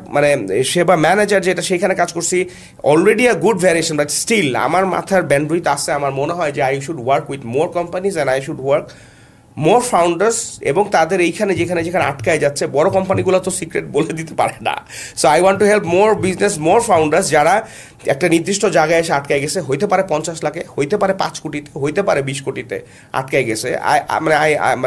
আমি চিন্তা করছি যে 2025 সালে আমি এরকম মিড টু স্মল আসলে আমাদের হবে না, মিড লার্জ কোম্পানিজ যেগুলো আছে সেগুলোকে আই ওয়ান্ট টু হেল্প। আমি আমার নিজের পার্সোনাল গ্রোথের জন্য, আমার ইন্ডাস্ট্রি নলেজ বাড়ানোর জন্য, and I want to give back to the community, because community আমার এনাফ রেসপেক্ট দিচ্ছে, এনাফ ভালোবাসা দিচ্ছে, and I found you guys. এর জন্য আমরা যেটা করছি সেটা হচ্ছে যে আমরা হিয়ার কামস নেক্সট লিডার্স, যে আমরা এর জন্য যেটাই করছি সেটা হচ্ছে নেক্সট লিডার্স যেটা আমাদের বেবি, হ্যাঁ, তন্ময়, আহাদ, সালেমিন, আমরা সবাই একসাথে কোফাউন্ড করছি। এদের সাথে আমাদের সাথে আরও আছে, হ্যাঁ, আমাদের সাথে তানভীর আছে, আমাদের সাথে রায়হান আছে, আমাদের সাথে এনামুল আছে, আরও অনেকের হয়তো নাম আমি ভুলে গেছি। তো যাই হোক, সো এটা আমরা শুরু করছি যে we want to position this as a growth and marketing agency. আমরা যা শিখছি, হ্যাঁ, আমরা আপনারা একজন $1 লাখ $2 লাখ খরচ করছেন মিডিয়া বাইংয়ে, হ্যাঁ, আমরা নিজেরা মার্কেটিংয়ে অ্যারাউন্ড $35 মিলিয়ন, 5 মিলিয়ন ডলার্সের মতো মনে হয় খরচ করছি, সব কোম্পানি একরা সব কিছু মিলায়। সো এই যে হিউজ একটা এক্সপেরিয়েন্স, ওইটার সামারি দিয়ে আমরা যদি অন্যান্য কোনো কোম্পানিকে হেল্প করতে পারি, we want to do it. And অনেক কোম্পানি আছে যেগুলা হয়তো আমাদের কন্ট্রিবিউশনের জন্য রেডিও না, সো বাট আমরা চাই যে এদের মধ্যে থেকেও কিছু হেল্প দিয়ে আরও কয়েকটা কোম্পানির বের করে আবার তাদেরকে হেল্প করবো। And we are also facing some challenges here because some business are too small. So এর জন্য আমরা যেটা করতেছি সেটা হচ্ছে একটা নির্দিষ্ট নিশকে নিয়ে চেষ্টা করতেছি, যাদের হয়তো একটা ব্যবসা আছে, অ্যাটলিস্ট 5-10 লাখ টাকা রেভিনিউ করতেছে, তাদেরকে আমরা কি করতে চাচ্ছি, হেল্প করতে চাচ্ছি আর কি। So it entirely depends. আমাদের মধ্যে এটাও ডিসকাশন হয়েছে যে আরও ছোটো লেভেলে কাজ করা যায় কিনা, বাট আমরা চিন্তা করছি যে না, 2025 we will not focus on the number of people we work with, আমরা কয়টা ব্যবসায় বেশি ইম্প্যাক্ট করতে পারতেছি সেইভাবে আমরা এইটা টাইম অ্যান্ড এনার্জি লিমিটেশন আছে। কারণ এই কাজটা আমি যেটা জানতে চাচ্ছিলাম, গ্রোথের এই ধরো এখানে অনেকটা ব্রেন ইনভলভ করতে হয়, যে আসলে কি করতে হয়, কি করব, বা এর জন্য কোনটা ভালো হবে, কি আদৌ ব্র্যান্ড হওয়ার জন্য যোগ্য, নাকি এই অ্যানানিমাস ভাবে জাস্ট প্রোডাক্ট। সো যেখানে প্রবলেম যেটা হয়, অনেক মানুষ আসে, যেমন আমার সাথে রিসেন্টলি একজনের কথা হলো, উনি লেদার ব্যাগ টাইপের জিনিসপত্র নিয়ে কাজ করে। সো আমার কথা হচ্ছে যে আমার ডিফারেন্ট পেজ থাকবে, আমি কোনো ব্র্যান্ডিং চাই না, চাইনিজ আলিবাবার ভিডিও টিডিও নিব, ওগুলো নিয়ে আপনাকে কত ডলার দিলে বুঝ। ইটস লাইক উনি আমাকে প্রথমেই ইন্টারভিউ নিচ্ছে এরকমভাবে যে আমার টাকা লাগবে, তুই কেমনে এনে দিবি।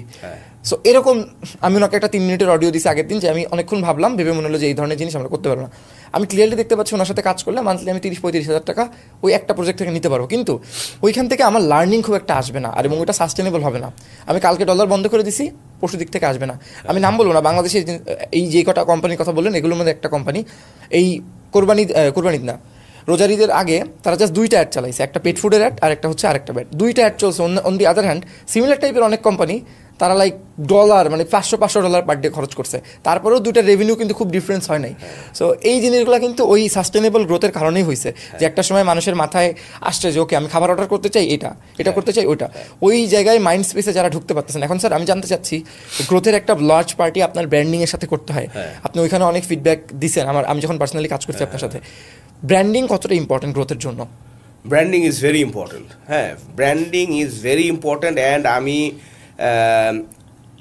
আমি এই জিনিসটা বারবার রিয়েলাইজ করি, প্রতিটা কোম্পানিতে গেলেই আমি রিয়েলাইজ করি, because I am not a branding guy by the way, হ্যাঁ। সো এখানে অনেক ব্র্যান্ডিং এক্সপার্টরা দেখতেছেন, অনেক প্র্যাকটিশনার্সরাও হয়তো দেখতেছেন, বা আমি আমার ছোটো নলেজ থেকে যেটা বলতেছি, branding is very important. And ব্র্যান্ডিংয়ের মধ্যে টপ অফ মাইন্ড অ্যাওয়ারনেসটা খুবই ইম্পর্টেন্ট, বিকজ এটা গ্রোথের সাথে directly connected. And growth will not perform in it space যদি ব্র্যান্ডিং ভালো না হয়। কারণ হচ্ছে গিয়ে গ্রোথের সিম্পল রুল হচ্ছে you acquire customers, you acquire profitable customers, and if you don't understand if the customers will be profitable, try to understand that the customers who are getting onboarded তারা আসলে কি ধরনের কাস্টমার, ওইটা বুঝে তুমি tune করে ওই ধরনের কাস্টমার্স আনার চেষ্টা করো। কাস্টমার্স আনতে হবে, তারপরে আপনার কাস্টমার এক্সপিরিয়েন্স এটাকে রিটেইন করতে হবে, অ্যান্ড আপনি যে প্রোডাক্টটা সেল করতেছেন সেটাতে একটা মার্জিন থাকতে হবে। That's how you sustain a business, যে প্রফিট করতেছেন। কিন্তু যদি আপনার ব্র্যান্ডিং ভালো না হয় and people don't remember you for your service, for your creatives, for your communications, from the messages that you are giving to your customers through Facebook Reels, through Facebook boosting, through email, through your call center agent, through your telesales agent. If you are unable to make your business a brand, it will be the cost per result, it will be much more expensive. Customer retention will go down and you will be spending money all the time, which is not feasible at all, কারণ টাকা সব সময় থাকবে না। So branding is very critical and is very important, হ্যাঁ, for any business. যেমন এখন সবাই বলে বাজার মানেই চাল ডাল, বই মানেই রকমারি, ফুড মানেই ড্যাশ ড্যাশ, রাইট শেয়ারিং মানে পাঠাও। সো এই যে একটা জিনিস হয়ে গেছে, হ্যাঁ, এমনও কিন্তু আছে যে একটা এক্সাম্পলই দিই, যেমন চাল ডাল ফার্মেসি চেষ্টা করছে, হইছে, বাট আমরা আমাদের যে মানে গ্রসারিতে 1 লাখ 1.5 লাখ কাস্টমার মাসে ইউজ করে তার মধ্যে কত পার্সেন্ট ফার্মেসি করে? ইটস ভেরি স্মল, বিকজ যতই ভালো সার্ভিস দেন তার মধ্যে টমাটা আসলে ওইভাবে ফার্মেসি করে, সেটা আমার বাজারের জন্যই এটা। রকমারি সোহাগ ভাই অনেকভাবে চেষ্টা করছে যে অনেক প্রোডাক্ট নিয়ে আসছে, কিন্তু বই সেল হচ্ছে, বাকিগুলো খুব কম হচ্ছে। আমার সাথে কথা হয়েছে, তখন বলছে যে we are very struggling, and তাদের টিমেরও ফোকাসটা ওইদিকে যাইতে পারে না, কারণ তারা মাইন্ডসেট নিয়ে বসে আছে কি স্যার, এক্স্যাক্টলি গ্রসারির। এই ইভেন স্যার আপনাকে আমি নিজেই বলতেছিলাম যে আমি যখন মেডিসিন অর্ডার দিই, আমি কিন্তু অন্য একটা কোম্পানি থেকে দিই যারা মেডিসিনের জন্য এক্স্যাক্টলি অনেক ভালো লেভেলে। প্রথমে আমার তাদের সাথে খারাপ এক্সপিরিয়েন্স হয়েছিল, বাট এখন মোটামুটি স্টেবল আছে। এন্ড আপনি যে মেডিসিনের কথা বলতেছেন, ওরাও কিন্তু রিসেন্টলি গ্রসারি এন্ড আদার প্রোডাক্টসে ঢুকছে, বাট ওদের সাথে আমার যে কথা হয়েছে যে they are also suffering in grocery and other stuffs, because ওই যে টমাটা ক্রিয়েট হয়ে গেছে কি ইসের। সো এখানে আসলে ব্র্যান্ডিং এক্সপার্টরা ভালো বলতে পারবে এখানে আসলে একটা বড় বিজনেসের অন্য কিছুতে ফোকাস করা উচিত কিনা সেটাও বুঝতে হবে। আর সবসময় যে করা উচিত না তাও না, অনেকেই হয়তো করে অনেক সাকসেসও পাবে। অ্যামাজন বই দিয়ে শুরু করেছিল, রাইট? সো মানে ওই তো you have to play it well and you have to have visionary people like that. Branding নিয়ে আমরা মানে বাংলাদেশে বড় বড় কোম্পানিতেই আমি দেখছি যে অনেক রকমের কনফিউশন আছে যে আসলে এইভাবে করা উচিত না, আসলে ওইভাবে করা উচিত, অ্যান্ড এটার সাথে বাজেটও রিলেটেড। হ্যাঁ, ব্র্যান্ডিং সামটাইমস বিকামস এক্সপেন্সিভ, কিন্তু ফাউন্ডারদের জন্য হয় যে ভাই আমি তো এই রেভিনিউ না আনতে পারলে সাস্টেইন করতে পারবো না। তখন সবাই যায় কি sell sell sell sell sell sell sell sell sell করতে গেলে মানুষ খালি দেখে তো খালি বেচে বেচে বেচে, ব্র্যান্ড আর হইতে পারে না। সো এখানে মানে খালি যে বললেই হবে যে ব্র্যান্ডিং ইজ ইম্পর্টেন্ট, ব্র্যান্ডিংই লাগবে তা না। মানে it's a 360 degree thing, it's a finance thing, ব্র্যান্ডিংও লাগবে, আপনার রাইট টিচির কাছেও যাইতে হবে, পারফেক্ট টিমও লাগবে, অপারেশনসও আপনার ঠিক থাকা লাগবে। বাট স্ট্যান্ড অ্যালোন হিসেবে যদি বলেন যে ব্র্যান্ডিং কি ইম্পর্টেন্ট কিনা, I would say it is very important. Nice. এবার আমি একটু নেক্সট লিডার্স নিয়ে বলি। নেক্সট লিডার্স হচ্ছে একটা full fledged growth and marketing agency, যেটা স্যার বললেন। এখানে অ্যাকচুয়ালি মানে আমরা ট্রাই করতেছি যেসব বিজনেসগুলোকে আমরা পার্সোনালি হেল্প করতে পারবো। ধরেন আমি চাইলেই 5টা বিজনেস এখন নিজে স্টার্ট থেকে শুরু করতে পারবেন, বাট আমাদের কোর এক্সপার্টিস আছে যে কীভাবে, যেটা আপনি বলেন সবসময় 10 থেকে 100-তে নিয়ে যাওয়া একটা বিজনেসকে, তার প্রপার সাস্টেনেবল গ্রোথকে ইনশিওর করে। সো এরকম যদি আপনি কেউ হন, আপনি কিন্তু আমাদের এই পডকাস্ট যেখানে আপলোড হবে যে চ্যানেল থেকে, নিচে একটা ফর্ম পাবেন বা কোনো একটা লিঙ্ক পাবেন, সেখান থেকে ইউ ক্যান জাস্ট মানে বুক আ ফ্রি কল দিয়ে কথা বলতে তো সমস্যা নেই। সো আমরা যেটা করতে পারি, আপনাকে একটা ফ্রি বিজনেস অডিট করে দিতে পারি। সেখান থেকে যদি আমরা এমন মনে হয় অনেক কিছু ব্যাপার আছে, এই কথাটা স্যার বলেন যে ফাউন্ডারদেরকে ভদ্র হইতে হবে বা মোটামুটি ওই ব্যাপারটা বুঝতে হবে, ওই মানে মাইন্ডসেট না মিললে তখন একটা সময় যে ক্ল্যাশ হওয়া শুরু হবে। সো এই ব্যাপারটা স্যার যদি বলতেন যে ফাউন্ডারদের, আপনি যেটা গ্রুপে আমাদেরকে বলেন না, আসলে এই ল্যাঙ্গুয়েজটা তো আসলে ফাউন্ডারদেরকে ভদ্র হইতে হবে, ফাউন্ডাররা আবার don't take it otherwise, founder সবাই ভদ্র। কিন্তু কথা হচ্ছে যে আমি যেটা বলতেছিলাম যে আসলে এখানে এই ফেসবুক বুস্টিংয়ে এই শর্ট টার্ম সাকসেস পেয়ে অনেকেই অনেকটা অ্যারোগেন্স হয়ে যায়, অ্যান্ড তারা বুঝতে পারে না যায় যখন এক্সপার্টের সাথে কাজ করতেছে, সে হয়তো 3 মাস ধরে এসে একটা জিনিস $2 কস্ট পার পারচেস দিয়ে সে হয়তো মাসে 2 লাখ টাকা ইনকাম করতেছে, কিন্তু একটা ইন্ডাস্ট্রি এক্সপার্টের সাথে কথা বলতেছে, সে বুঝতেছেই না যে এর সাথে কিভাবে কথা বলা উচিত। অ্যান্ড আমাদের as a leaders, industry leaders, হ্যাঁ, থট মুভার্স, থট লিডার্স, যাই বলি না কেন, আমাদের এগুলো এডুকেট করতে হবে। হ্যাঁ, ফাউন্ডারদেরকে বুঝাইতে হবে যে you have to be humble, you have to understand যে অনলি টাকা কামানোটাই আসল না। হ্যাঁ, অবশ্যই money is a very important factor, but যেটা হয়েছে যে এই ফেসবুকের জন্য আমাদের যেটা হয়েছে যে জেনারেশন অনেক অস্থির হয়ে গেছে, আজকে বুস্ট করবো কালকেই সেট লাগবে। কেউ ব্যবসাটারে সাজাইতে, খুব কম লোকই সাজাইতে চায় লং টার্মের জন্য, সাস্টেইন করার জন্য, কাস্টমার হ্যাপি করার জন্য, ব্র্যান্ডিং করার জন্য। বেশিরভাগই চাই ভাই এত কিছু বুঝি না, আপনার কথা যেটা চায়না থেকে আনলো, দিলাম কত ডলার, এই আমার কি থাকবে সেইটা চিন্তা করে। So this is the problem. So এইরকম চিন্তাভাবনা লোকদের সাথে আসলে আমরা কাজ করতেও সত্যি কথা পারবো না এবং হবেও না। আর আমাদের আসলে সত্যি কথা, আমরা তো খুবই ছোট কোম্পানি, আমাদের ব্যান্ডউইথও ওই রকম না। সো আমরা আসলে ইম্প্যাক্টফুল ভিশনারি ফাউন্ডারদেরকে খুঁজতেছি, হ্যাঁ, যার মিনিমাল একটা বাজেট অবশ্যই আছে, বাজেট থাকতে হবে, বাজেট ছাড়া হবে না, ধৈর্য আছে, তার জিনিসটাকে আমরা ফিক্স করে দিব, সাজায় দিব, সো দ্যাট 1 বছর পরে সে ইন্ডিপেন্ডেন্ট অফ আস, আমাদের সাথে না থাকলেও সে টিমকে দিয়ে পুরো জিনিসটা প্রসেস ওয়াইজ চালাই দিতে পারবে। এই ধরনের লোকজনই আমরা চাই, কারণ আমাদের তো আসলে টাইম খুব short, life is very small. So I want to have impact on মানে on more people's business life and businesses in a greater way, হ্যাঁ, যেটা সাস্টেনেবল ওয়েতে তাদের সাথে থেকে যাবে, অ্যান্ড তারাও আরও অনেককে কী করবে, ইন্সপায়ার করবে, এবং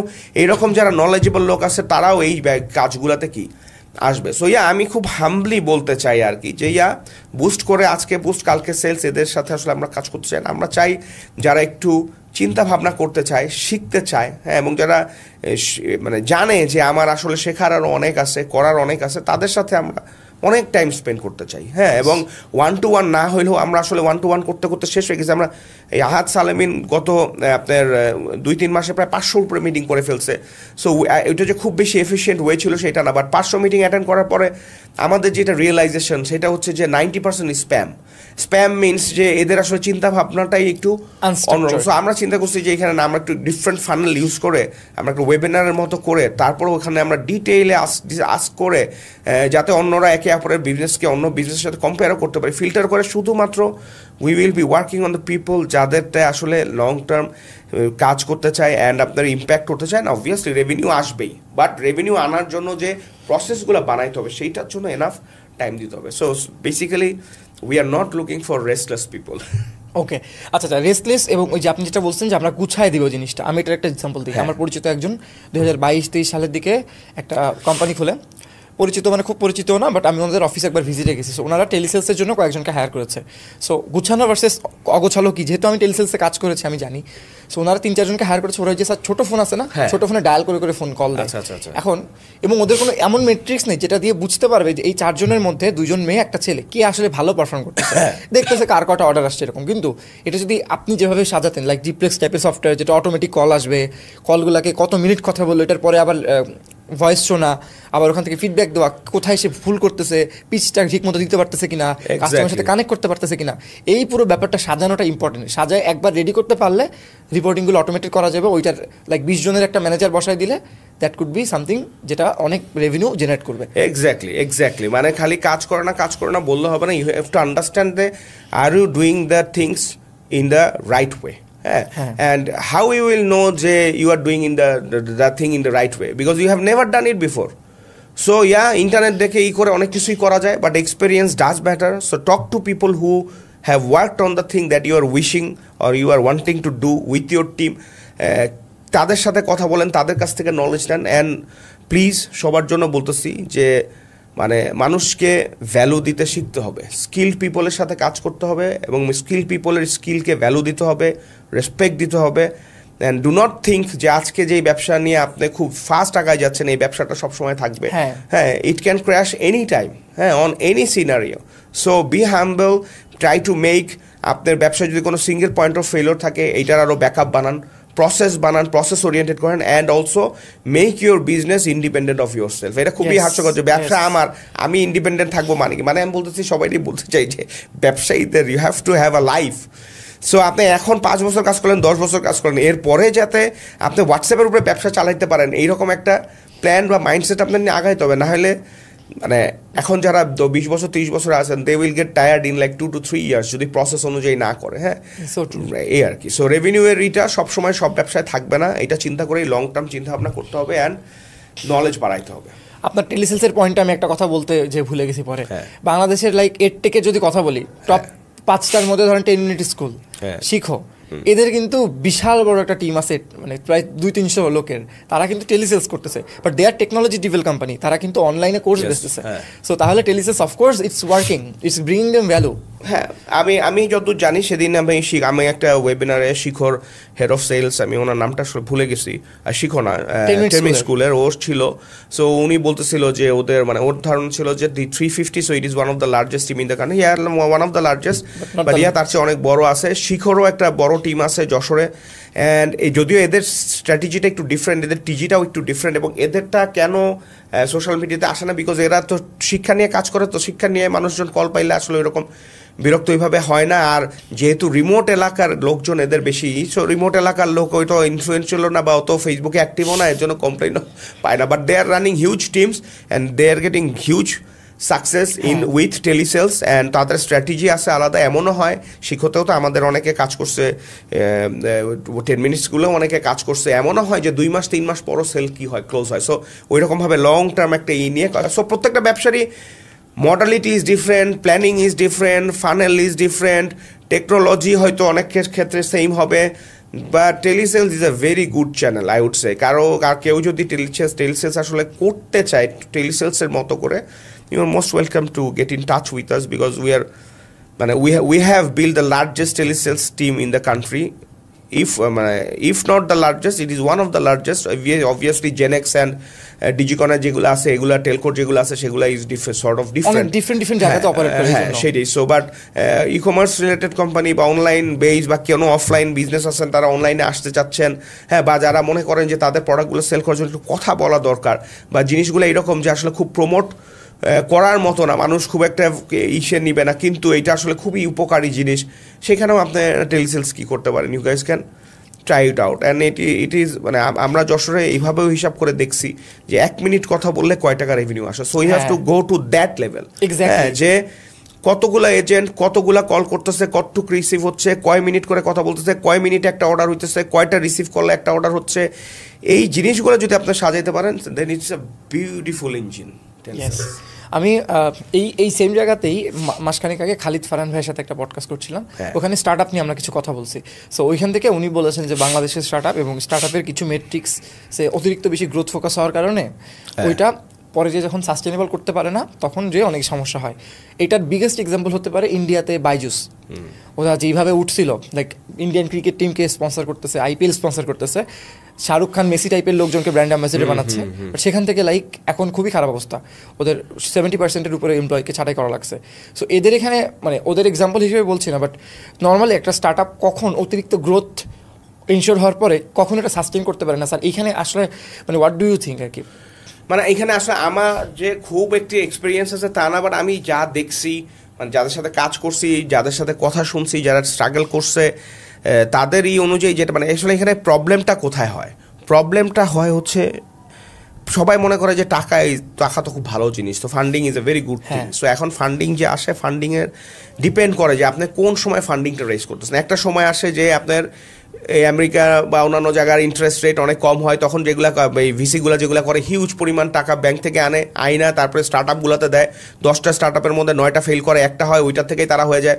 আবার যখন ওয়ার্ল্ড ওয়াইডে আপনার ইন্টারেস্ট রেট বাইরে যায়, তখন আপনার এখানে ফান্ডিং ক্রাঞ্চ হয়, তখন আবার স্টার্ট আপের ভ্যালুয়েশন কমায়, ডাইলুট করে তাদের কোম্পানিগুলো বাঁচানোর জন্য হইলেও বেশি কোম্পানি দিয়ে আপনার টাকা পয়সা নেয়।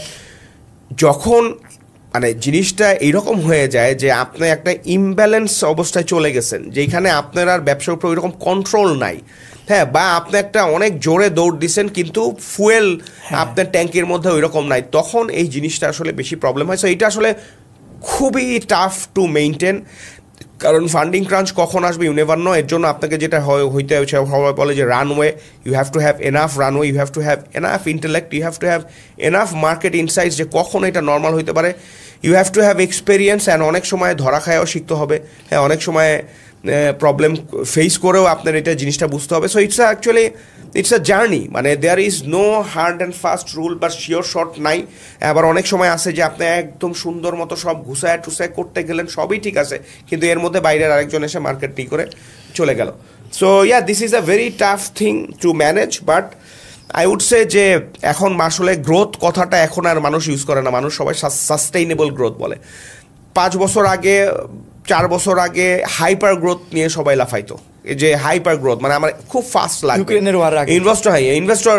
ইনভেস্টর মানে অনেকটাই আর কি, ওইটা ইনভেস্টর ইজ টু কাম যে তুমি স্পেন্ড করো না রে ভাই, আমি তোমার টাকা দিতেছি, তুমি টাকার জন্য ওয়েট করতে, কারণ শো মি নাম্বারস। ও কি করতো, ওই নাম্বারস দেখায় আবার আরেক জায়গায় যায়, ওর যে ইটা আছে ওইটারে সেল অফ করে ওরা এখানে ধরায় দেওয়া যায়। তো সো বাইজুসের ক্ষেত্রেও হয়তো এরকম হয়েছে, আবার আমাদের এইখানেও হয়তো 2-1টাতে এরকম হয়েছে।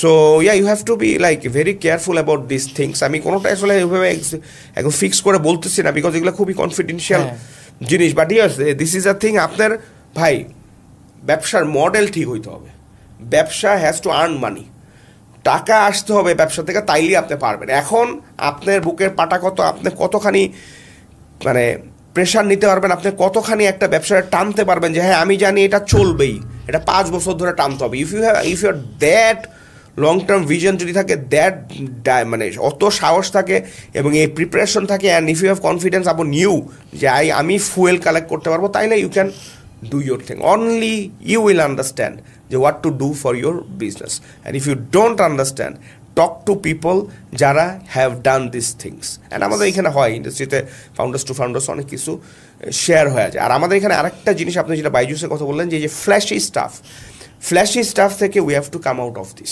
এখন এই যে কন্টেন্ট ক্রিয়েটররা যারা এদেরকে তো একটু ফ্ল্যাশি হইতেই হয়, বাট যারা আসল ব্যবসায়ী তাদেরকে আসলে ফ্ল্যাশি স্টাফ থেকে বাইর হয়ে ভাই ইউ আর আ ব্যবসায়ী, হ্যাঁ ব্যবসা ফার্স্ট, এই জিনিসটা চিন্তা করতে হবে। অনেকে ইনভেস্টমেন্ট পায় আগে নিজের লাইফ কেমনি করবে সেই চিন্তা করে তো যায়, তারা এমনি ঝইরাও যায়। সো যারা আসলে অ্যাকচুয়ালি ব্যবসাটাকে বড় করার চিন্তা করে তারা আসলে পারতেছে, এবং তারা যদি ফেইলও করে ডাজেন্ট ম্যাটার, তারা অনেক মানুষকে অনেক রাইট জিনিস শেখাচ্ছে এবং অনেক মানুষকে একসাথে আনতেছে, and they are doing great জিনিস। ফেইলার তো সবসময় মানে খারাপ না, ফেইলর থেকেই তো সবচেয়ে বড় বড় লার্নিংসগুলো কি আসে। সো ইয়া মানে সাকসেস ফেইলর থাকবে, you just need to give your best shot. And আমি তো আমার ব্যবসায় ফেল করছি, লাইক আমি আমার জেটাবাইট যেটা ছিল সেটাতে আমি ফেল করছি, মানে হচ্ছে I didn't have financial backup. আমি খোলাখুলি বলি আমাদের তখন মার্কেট অনেক ক্রেডিট দিত, সো ক্রেডিট নিয়ে আমি মার্কেটিং অনেক স্পেন্ড করছি, অনেক প্রফিট করছি। একটা সময় মার্কেটের ওইখানে একটা ধস নামে, তখন সব ইম্পোর্টাররা ক্রেডিট দেওয়া বন্ধ করে দেয়, তখন ক্রেডিট যখন ওই টাকাগুলো আমাকে পে অফ করতে হয় তখন আই ওয়াজ ড্রাই ইন মানি। তো আমি তখন ওইখানে লেগে থাকতে পারি নাই, বিকজ আমার ওই সাহসটা হয়তো ছিল না অনেক জায়গায়। কিন্তু আমার এখানে বলতে ওইখানে আমার ম্যানেজার যে ছিল ও কিন্তু আমার ওই ইনিশিয়েটিভটা এখনও আজকে চালাইছে, বিকজ ওটা তার জন্য পসিবল ছিল, সে অনেকভাবে করছে, আমি ওগুলোর জন্য প্রিপেয়ার ছিলাম না। বাট আলহামদুলিল্লাহ ওখানে ফেলার হয়েছে কী হয়েছে, ওইটার যে আজকে এখনও আমার মানুষের সাথে যখন দেখা হয় তখন বলে যে আমি সেই কোম্পানিগুলোর সাথে কাজ করতেছি, ওরা বড় হইলেও বলে যে কিসের ওই আপনি হচ্ছেন কি ওমর শরীফ জেটাবাইট। সো ইয়া অ্যাকচুয়ালি ওইটা ফেল করছি দেখে আজকে ইন্ডাস্ট্রিতে হয়তো অনেকে চিনতে পেরেছে, তারপরে অনেক অপরচুনিটিসগুলো আপনার জন্য। এক্স্যাক্টলি ওকে, এবার আমি আসি গ্রোথ যেই প্রফেশনের কথা আমরা বলছিলাম যে আপনি যেগুলো নিয়ে কাজ করেন। সো ধরেন এখন কেউ একজন, কারণ এটার ব্যাপারে আসলেই কোনো ইনফরমেশন নাই বাংলাদেশে যে কীভাবে সে করবে, সে কি আদৌ বুস্টিং শিখবে, সে কি ডেটা অ্যানালিটিক্স শিখবে, ডেটা নিয়ে আমার স্পেশাল মানে আরও কোশ্চেন আছে সেগুলো আমি জিজ্ঞেস করবো। বাট একজন কেউ ধরেন 5 বছর 10 বছর পর আপনার মতো কাজ করতে চায়, সে বিভিন্ন কোম্পানিতে যে তার সব কিছু নিয়ে ডেটা ফেটা দেখে সব কিছু থেকে বুঝতে চায় যে সে কীভাবে গ্রোথ কনসালটেন্ট হতে চায় বা গ্রোথ মার্কেটার হতে পারে, তার আসলে কীভাবে শুরু করা উচিত, কী শিখবে সে প্রথমে? এইটা আসলে খুবই টাফ জিনিস কেন আমি বলতেছি, বিকজ আচ্ছা আমি আরেকটা জিনিস বললাম যে আমি 2025 will be on pure consultancy mode. এটার আরেকটা কারণ আছে কেন, বিকজ আমি আমার যে ফাউন্ডার ওয়াসিম ভাই ওনার সাথে গত 2023 সাল থেকে আমি বলতেছি যে এআই আসতেছে, এআই হচ্ছে ওয়াসিম ভাই we are missing a lot of thing, অনেকে অনেক কিছু করতেছে এআই নিয়ে, কিন্তু আমরা কিন্তু করতেছি না। উনি বলতেছে হ্যাঁ ভাই এটা আমাদের আসলে, তো তখন আমি এই যে 25 এই ডিসিশন নেওয়ার পর আমি একটা চিন্তা হয়েছে যে AI now is moving so fast যে things are getting obsolete every week, every month নতুন জিনিস আসতেছে, নতুন ইঞ্জিন আসতেছে, 2-3 মাসের মধ্যে পুরো জিনিস চেঞ্জ হয়ে যাচ্ছে। কন্টেন্ট রাইটিংয়ের পুরো জিনিস উড়ে গেছে, গ্রাফিক ডিজাইনিংয়ের 30% 40% জিনিস চলে গেছে, ভিডিও এডিটিং হ্যাজ ইভলভড ইসের দিয়ে। সো এআই এসে অনেক চেঞ্জ করে ফেলছে। অ্যান্ড আমরা এখন আজকে এত এজেন্সি মার্কেটিং নিয়ে কথা বলতেছি, who knows within 3 to 4 months অনেক কিছুই অবসোলেট হয়ে যেতে পারে, which is not bad. Main জিনিসটা জানলে, কোডটা জানলে এই জিনিস কখনোই আপনার কি হবে না, চলে যাবে না। এআইকে চালানোর জন্য তো কি লোক লাগবে, but you have to upgrade yourself. So আমার ওয়ান অফ দ্য ছিল যে I will upgrade myself and I will get মানে along with this AI movement, and also আপনারা যারা আছেন তাদেরকে যাতে আমি অনবোর্ড করতে পারি অ্যান্ড আমি করতে পারি। সো এখন সত্যি কথা বলতে যদি কেউ এরকম গ্রোথের নিয়ে কাজ করতে চায়, সবার আগে যেটা করতে হবে মার্কেটে কি হচ্ছে এই কেস স্টাডিগুলো পড়তে হবে। Gain case study is not there, এই ভিডিওটা একটা কেস স্টাডি হইতে পারে আমার মনে হয়। এবং আহাদ আমাদের যে আমরা সবাই ম্যানেজার বলি যারা, আহাদ হ্যাভ রিটেন এক্সিলেন্ট বুক, যেটা নামটা আমি বলতেই চাই নাই, বাট এই পডকাস্টের মাধ্যমে আমরা বলি, যেইটা ক্যান বি বাংলাদেশের ই কমার্স হিস্ট্রিতে it can be one of the most interesting case study. তো বইটার নাম হচ্ছে ডিম বেচে যা শিখলাম। আচ্ছা, সো ডিম বেচে যা শিখলাম, it will be another thing from our next readers. Ahad আমাদের সবাইকে নিয়ে যেটা লিখছে, it is actually the journey we have spent in Chaldal. And এই ডিমের SMS দিয়ে আমরা যে মানুষকে অনেক বিরক্ত করছি, এইটা দিয়ে আমরা কি ওয়ান্ডার্স করছি, কত ডলারের রেভিনিউ আনছি, কীভাবে কাস্টমার অ্যাকোয়ার করছি, এইসব নিয়ে একটা থাকবে। সো যারা আসতে চায় তাদেরকে আসলে এই কেস স্টাডিগুলো পড়তে হবে, অনেক ব্যবসার সাথে বুঝতে হবে কোন ব্যবসা কখন কোন ক্যাম্পেইন করতেছে, মার্কেট স্ট্র্যাটেজি করতেছে, এইটা দেখতে হবে। ফাইন্যান্সিয়াল যে রিপোর্টগুলো আসতেছে কোম্পানিগুলার প্রত্যেক বছর, সেইগুলো দেখতে হবে। ছোট, আর সবচেয়ে বড় জিনিস হচ্ছে যে বিভিন্ন কোম্পানিতে চাকরি করতে হবে। চাকরি করলে ইউ ক্যান আন্ডারস্ট্যান্ড, যেখানে 5 জন এমপ্লয়ি সেখানেও কাজ করতে হবে কিছুদিন, যেখানে 50 জন এমপ্লয়ি সেখানেও কাজ করতে হবে, so that you can go to a 500 জনের কোম্পানি। হ্যাঁ, সো এইরকম বিভিন্ন লেভেলের ফাউন্ডারের সাথে কথা বলতে হবে, অনেক সময় টাইম ইনভেস্ট করতে হবে। And then if you really think যে আপনাকে এই জিনিসগুলো মজা দিচ্ছে, তাইলে you have to get involve with jobs and other stuffs, and also আপনার পার্সোনাল কিছু ট্রেনিং নিলেন, হ্যাঁ, কিছু মেন্টরশিপ প্রোগ্রামে আপনি গেলেন। হ্যাঁ, mentorship program only to those যারা আসলে ব্যবসা করছে, ওই কাজ করে আসছে, তাদের কাছেই যেতে হবে, যাতে আর কি তারা আপনার মানে হ্যান্ডস অন এক্সপিরিয়েন্স দিয়ে বুঝাইতে পারে যে এইটা আসলে এইটা হয়েছিল, এইটা হয়েছিল। মানে ইটস ওকে ইফ ইউ 5 ঘন্টা যদি গল্পও করেন with the right guy, you will learn something. হ্যাঁ, এবং অনেকে আছে যে আপনার 2 মাস ধরে কোর্স করে সব কিছু দিবে, বাট সে নিজে কখনো কিছু করে নাই। সো এইটা তো আসলে হইতে পারে না, মানে এটা হবে না। So follow the right leaders, follow the right people, invest your time on the right path, and if you need any suggestions, come back to Tonmoy's channel, come back to Next Leaders, come back to me personally. Obviously মাঝে মাঝে delay হইতে পারে response, but we will make sure that every question gets answered. আমরা তখন hiring এর অনেক পোস্টও add চাচ্ছি। আমরা নেক্সট লিডার্স থেকে নেক্সট জেন আসা চাচ্ছি, যেটা আমরা পুরো বাংলাদেশ থেকে অনেক কষ্ট, মানে আমরা তো উই ক্যানট এফোর্ড এখন high pay salary employee. So আমরা ডিসিশন নিছি, সেটা হচ্ছে যে তন্ময়, আহাদ, সালেমিন, আমি, আরও যারা আছে আমাদের সাথে, জেশান, সেজান, জিশান, ওরা ছিল, ওরা এখন অন্য কোম্পানিতে কাজ করতেছে। যদি আমরা চিন্তা করছি আমাদের এক্সপিরিয়েন্স দিয়ে আমরা নতুন যারা স্টুডেন্টস আছে, যারা একটু লো স্কিল বা বিগিনার লেভেল স্কিলও আছে, তাদের থেকে আমরা বাছাই করে করে যারা ডেডিকেটেড থাকবে, যাদের মধ্যে ক্ষুধা আছে, যাদের মধ্যে হাঙ্গার আছে, যারা ইচ্ছা করলেই কোর্সে টাকা দিয়ে করতে পারতেছে না, তাদেরকে ফ্রি আমরা শিখাবো, গাইড করব, আমাদের টিমের সাথে কাজ করার সুযোগ দিব, এবং ওইখান থেকে আমরা নেক্সট জেনারেশন লিডার্স আমরা আমাদের নেক্সট লিডার্সে ইনশাল্লাহ নিই। It is a plan. আপনি আমাকে একজন নাম বলবো না, একজনের বই সাজেস্ট করছিলেন, এই যে বইয়ের কথা বললেন না, ডিম বেচে কি শিখলাম, সো একজন একটা বই আমি পড়েছিলাম, অনেক কষ্টে শেষ করছি, খুব তাড়াতাড়ি চোখ বলাইছে, বাট জিনিস হচ্ছে ওখানে উনি কবে স্টারবাক্সে কফি খাইছে, উনি কোথায় ট্যুরে গেছে, উনি কোথায় টিচিং করা, এগুলো কিন্তু কোনো ইনসাইট নাই। ইটস লাইক ডিজিটাল মার্কেটিং শিখতে হবে, মানে কীভাবে শিখবো, এটার মানে কি, উনি কী করেছে, ওসব কোনো কেস স্টাডি কিচ্ছু নাই। জিনিসটা হচ্ছে লাইক ইটস লাইক আমি যদি চ্যাটজিপিটিকে যে ওই পুরো বইটা দিয়ে বলি যে কী ইনসাইট আছে, চ্যাটজিপিটি কিছু বলতে পারে না। সো এরকম ধরে, এবং ওইটা one of the best seller ছিল ওই বছরের বই, কোন বছর আমি এটা বলতেছি না। তো এই ধরনের জিনিসপত্র আমি দেখতে পাচ্ছি, মানে ভালো কন্টেন্ট মেকিংয়ের কারণে অনেক ভালো হচ্ছে। সো অ্যাকচুয়াল মার্কেটে যারা কাজ করতেছে তারা আমি যখন তাদের কাছে শুনলাম যে okay what do you think about him, তখন দেখলাম যে আসলে না, উনি তো তেমন মানে কিছু না। তো এই যে ধরেন খুব ফ্ল্যাশি জিনিস দিয়ে খুব কম টাইমে এরকম মার্কেটে যাওয়ার পরে এই যে আমাদের গালাগালি শুনতে হয় পরে, যে ওকে যারা যারা এরকম আসে, ভাই আপনাদের সাথে কাজ করে খুব এরকম হয়েছে, এরকম একজনের সাথে কাজ করছিলাম, কিছুই পারে না, তারপরে ফোন ধরে না। স্যার এরকম ধরনের জিনিসগুলো থেকে আমরা আসলে কি করতে পারি, বা যারা কাজ শিখতে চায় তারা তো ডিমোটিভেটেড হয়ে যাচ্ছে। আচ্ছা স্যার, এইখানে আসলে এটা পার্সোনাল অ্যাটাকের মধ্যে কোনোভাবেই যাওয়া যাবে না, অ্যান্ড কোনো পার্সোনাল নাম তো দূরের কথা, আমি কোনো সেগমেন্টকেই আমি কোনো কিছু মেনশন করতে চাই না, আমি জাস্ট জেনারিক ওয়েতে বলি। আমি যেটা বললাম যে ফ্ল্যাশি স্টাফ কন্টেন্ট অনেক ভালো জিনিস হয়েছে, কিন্তু কন্টেন্ট অনেক মিসলিডিং ও জিনিসপত্র নিয়ে আসে। এবং আপনি যার বইয়ের কথা বলছেন আমি জানি না এক্স্যাক্টলি কার বই, যাই হোক, তো আমি যেটা বলতে চাচ্ছি যে সে হয়তো তার ভিশন থেকে সে সেটা লিখছে, এখন তার বই বা যে ওই এক্স্যাক্ট বুকটা যেই প্রমোট করছে, হয়তো বা ধরো রকমারই প্রমোট করছে, সে হয়তো মনে করছে তার সেল করা উচিত বেশি, সে হয়তো চিন্তা করেন না যে কী শিখবে না শিখবে, এটা তো সম্ভব না, আবার হয়তো তার পক্ষে এটা সম্ভব না। লক্ষ লক্ষ বই সে বলছে যে ভাই এটার মধ্যে খরচ করা আমার কিছু লাগবে না, এখান থেকে আমার জাস্ট পপুলারিটি লাগবে। এখন আমরা এগুলো খাইছিও, সো এখন আমরা যারা খাচ্ছি তাদেরকেও বুঝতে হবে যে ভাই what to eat and what to take. এইটা যদি না করি তাহলে তো আপনার সবাই কীভাবে এক্সপোজার পেতেই পারে, that is normal. I would say যে ওই যা বলে যে যেই দেশের জনগণ যেমন সে সেই রকম লিডার পায়, তো জিনিসও ওই রকম, যেই দেশের স্টুডেন্ট যেমন সে সেই রকম টিচারও পায়। আর স্টুডেন্ট যেই ভিশন নিয়ে আসে, স্টুডেন্ট আসে এই বই পড়েই আমি কি করব, ব্যবসায়ী হয়ে যাবো, এই বই পড়েই আমি এত টাকা পাবো, হ্যাঁ এইখানে যাইয়া 20,000, 30,000, 50,000, 1 লাখ, 2 লাখ, 5 লাখ টাকা খরচ করলে আমি খুবই চিল মোডে থাকতে পারবো, তারপরে এসে ব্যবসা করতে গিয়ে দেখা যায় আসলে ব্যবসার কোনো কিছু নাই।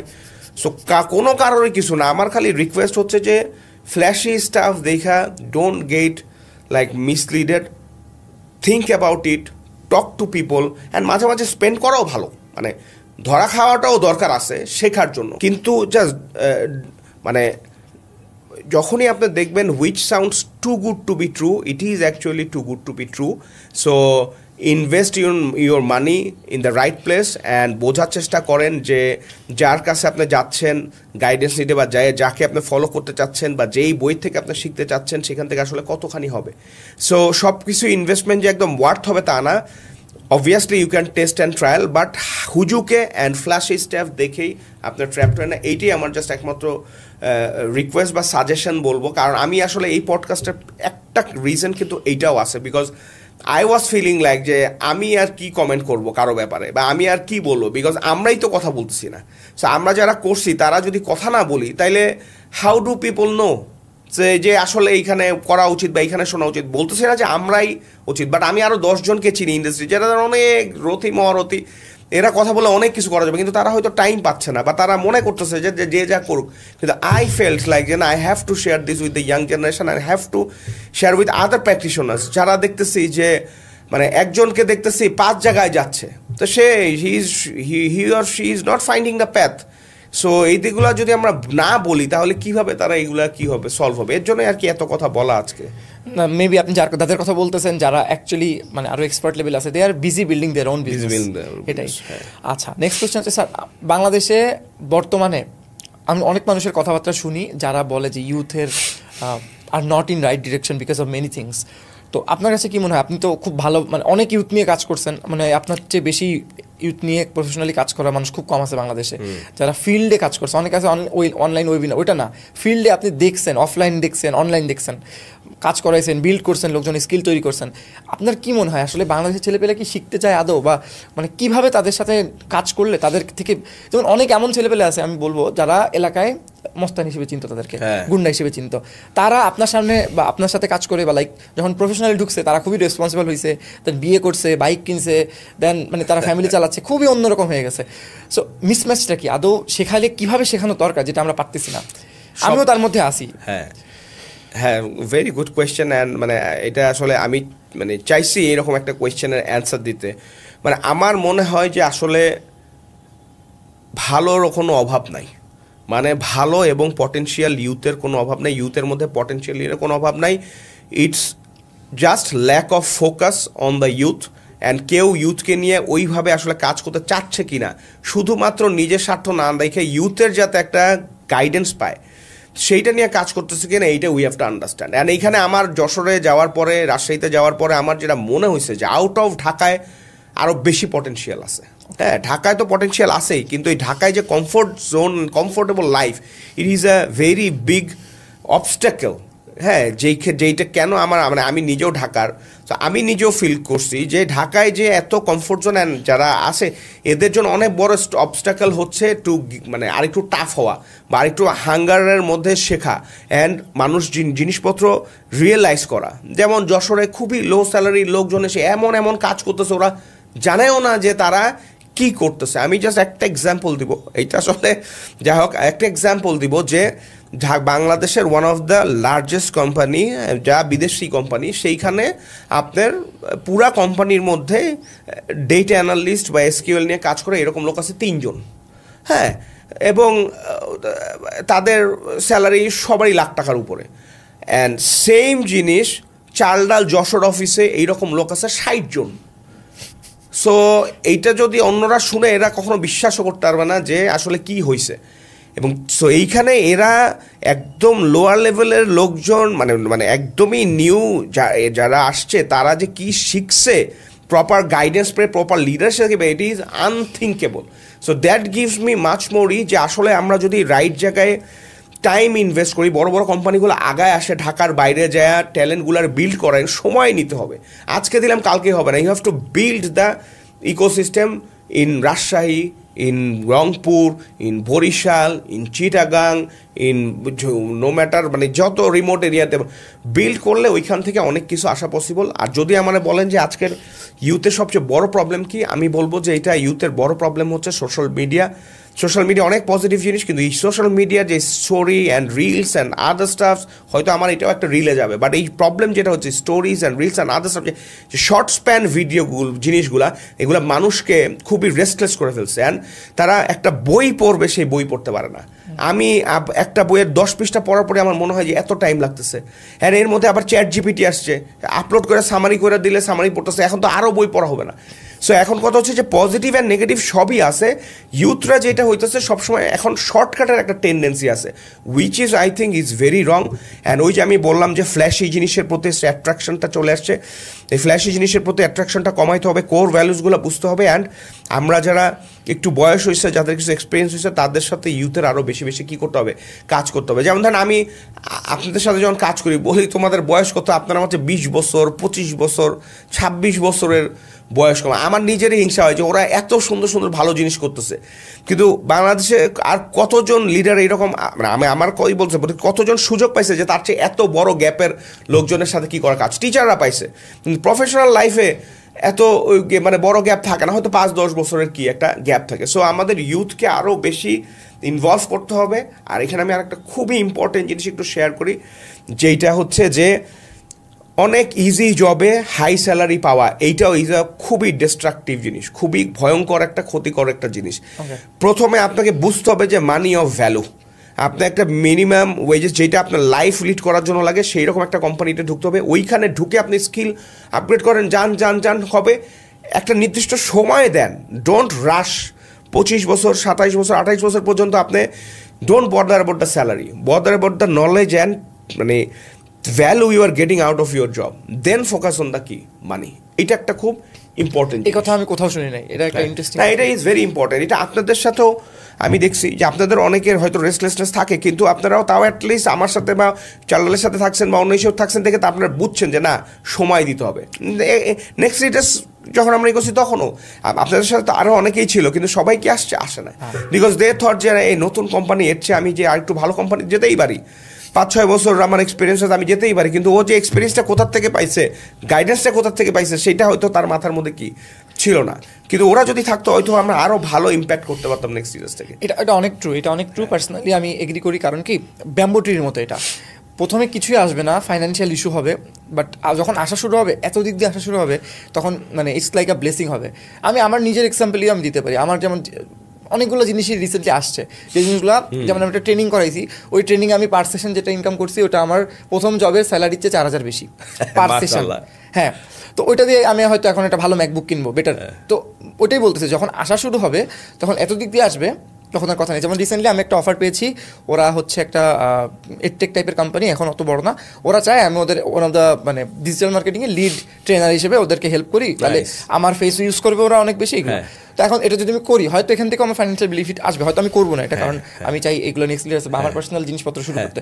তো এটাই বলতেছি যে আমি যদি মানে জিনিসটা রাইট টাইমে না ছাড়তে পারি, রাইট টাইমে যদি জিনিসটা না বুঝি, তাহলে ফিউচারে যে আমি আসলে ওই বেনিফিট। হ্যাঁ, আপনি আরেকটা খুব ইম্পর্টেন্ট পোর্শন নিচ্ছেন। আমি যেটা বললাম যে খুব রেস্টলেস হয়ে গেছে অ্যান্ড আপনার খুব ফ্ল্যাশি জিনিসে যায় এবং খালি টাকা নিয়ে চিন্তা করে। সো একটা সময় যায় আবার একটা কিছু রিস্কও নিতে হবে, রিস্ক নিতে হবে যে ঠিক আছে এইখানে আমি ঠিকই পাচ্ছি মাস শেষে আপনার মানে এক্স অ্যামাউন্ট অফ মানি, ওইখানে গেলে আমি হয়তো কিছু কম পাবো, বাট ওইখানে আমার যে লার্নিংটা হবে সেইটা 6 মাস পরে আমার এখনকার চেয়ে 2x। একদম এই যে রিস্কটা, এই যে কমফোর্ট জোন থেকে বের হওয়ার জিনিসটা, এইটা কমফোর্ট জোনের বাইরে ইজ দ্য হেভেন, কমফোর্ট জোনের বাইরে ইজ দ্য মেইন গ্রোথ। আমি আমার লাইফে বারবার দেখছি, এবং আমার ওয়াইফের সাথেও তো সবসময় কথা হয়, ও খালি বলে যে তুমি এত টাফ জিনিসের মধ্যে ঢুকো কেন, এত কমপ্লেক্স জিনিসের মধ্যে ঢুকো কেন, বয়স হয়েছে এত চিন্তা করতেছো কেন। তো আমি বললাম যে আমি তো ফিজিক্যালি এত অ্যাক্টিভ না, তা ব্রেইনটাতে তো কী করতে হবে, অ্যাক্টিভ রাখতে হবে। সো আমি ইচ্ছা করে স্ট্রেস দিতেছি যাতে আমার ব্রেইনটা অ্যাটলিস্ট কী থাকে, অ্যাক্টিভ থাকে। সো আই উড সে যে আমি আমার এখন যা লোড নিতে পারি তার 40-50% নিতেছি, কিন্তু কিছুদিন পর আমার ফিজিক্যাল অ্যাক্টিভিটি যখন বাড়বে, তখন আমি এটার 80-90% লেভেলে আমি নিয়ে যেতে চাই। I want to help more people, I want to work more, I want to learn more, and money will come automatically. Elon Musk এখনো 15-16 ঘন্টা কাজ করে, সে বিল্ড করে যাচ্ছে ফিউচার। এখনো যদি 20-30 বছর বেঁচে থাকে, আরও অনেক কিছু করে ফেলবে যেগুলো হয়তো কখনো হয়নি। ওকে, আমরা মোটামুটি লাস্ট পর্যায়ে আসছি। এখন হচ্ছে যেটা জানতে চাচ্ছি, আমরা ইউথ নিয়ে কথা বলছি, সব কিছু নিয়ে কথা বলছি, আপনার লাইফে এমন কোনো মেজর মেমোরেবল কোনো প্রজেক্ট আছে কিনা, যে প্রজেক্টটা নিয়ে আপনি ধরেন তেমন একটা কোথাও কথা বলেন নাই, বাট ওইখান থেকে আপনার অনেক লার্নিং হয়েছে বা আপনি অনেক কিছু শিখছেন বা অনেক ইম্প্যাক্ট করতে পারছেন? হ্যাঁ, এইটাতে আমি ফার্স্ট মানে এটা শোনার পরে আমার ফার্স্ট যে কথাটা মনে পড়ছে, এটা রেভিনিউর দিক থেকে খুব ভালো যে একটা প্রজেক্ট ছিল সেটা না, বাট এটা আমাদের খুবই close to my heart, your heart, and আমাদের নেক্সট সিরিজে ওরা যারা দেখতেছে, thanks to all of you for all this memories and for all this efforts, যে আজকে আমরা এই স্টোরিটা কী করতে পারছি, শেষ করতে পারছি। অ্যান্ড থ্যাংকস টু ওয়াসিম ভাই as well, the founder of Chaldal. So যে কারণে সবাই এক জায়গায় হতে হ্যাঁ, যে কারণে সবাই আমরা এক জায়গায় হতে পারছি। এবং এই প্রজেক্টটা কি আমি এটা শেয়ার করতেছি, এই প্রজেক্টটা ছিল সো যেটা বলতেছিলাম যে one of the most memorable project of my life, যেটা রেভিনিউ থেকে খুব একটা বেশি অ্যাট্রাকটিভ না, কিন্তু খুব ইমোশনালি অ্যাটাচড আমি, আপনারা সবাই। And thanks to all of you যে আপনারা এই মেমোরিজগুলোর সময় আমার সাথে ছিলেন।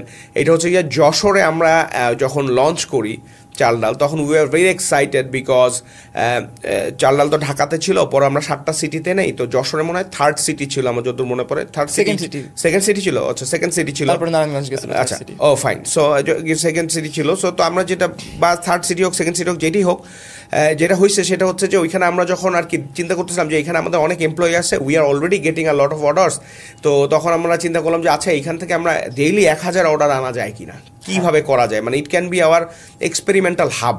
হ্যাঁ, সো তখন যেটা হলো, one fine morning our CEO sat with us, Wasim ভাই স্যাট উইথ আস, অ্যান্ড আমাদের বললো যে প্ল্যান দেন কী করেন। তখন আপনারা প্ল্যান দিলেন, আমি আপনার একসাথে আমরা প্ল্যান করলাম, আমরা 50-60টা প্রজেক্ট, ছোটো ছোটো স্মল প্রজেক্টেরই করলাম।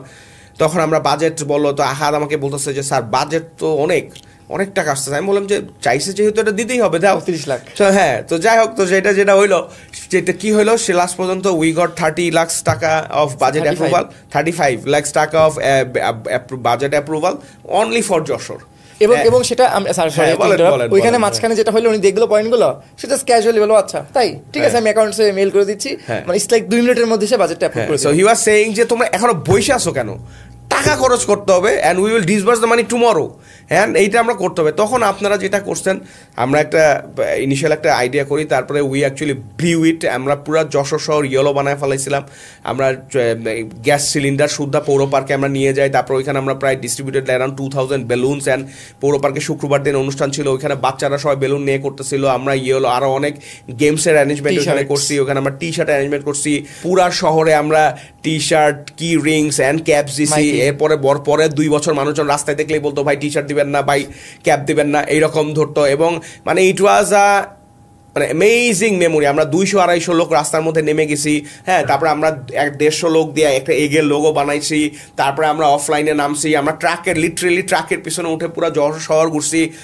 খালেদ যদি এই ভিডিও দেখে, খালেদ ছিল ওইখানে, ইমন ছিল।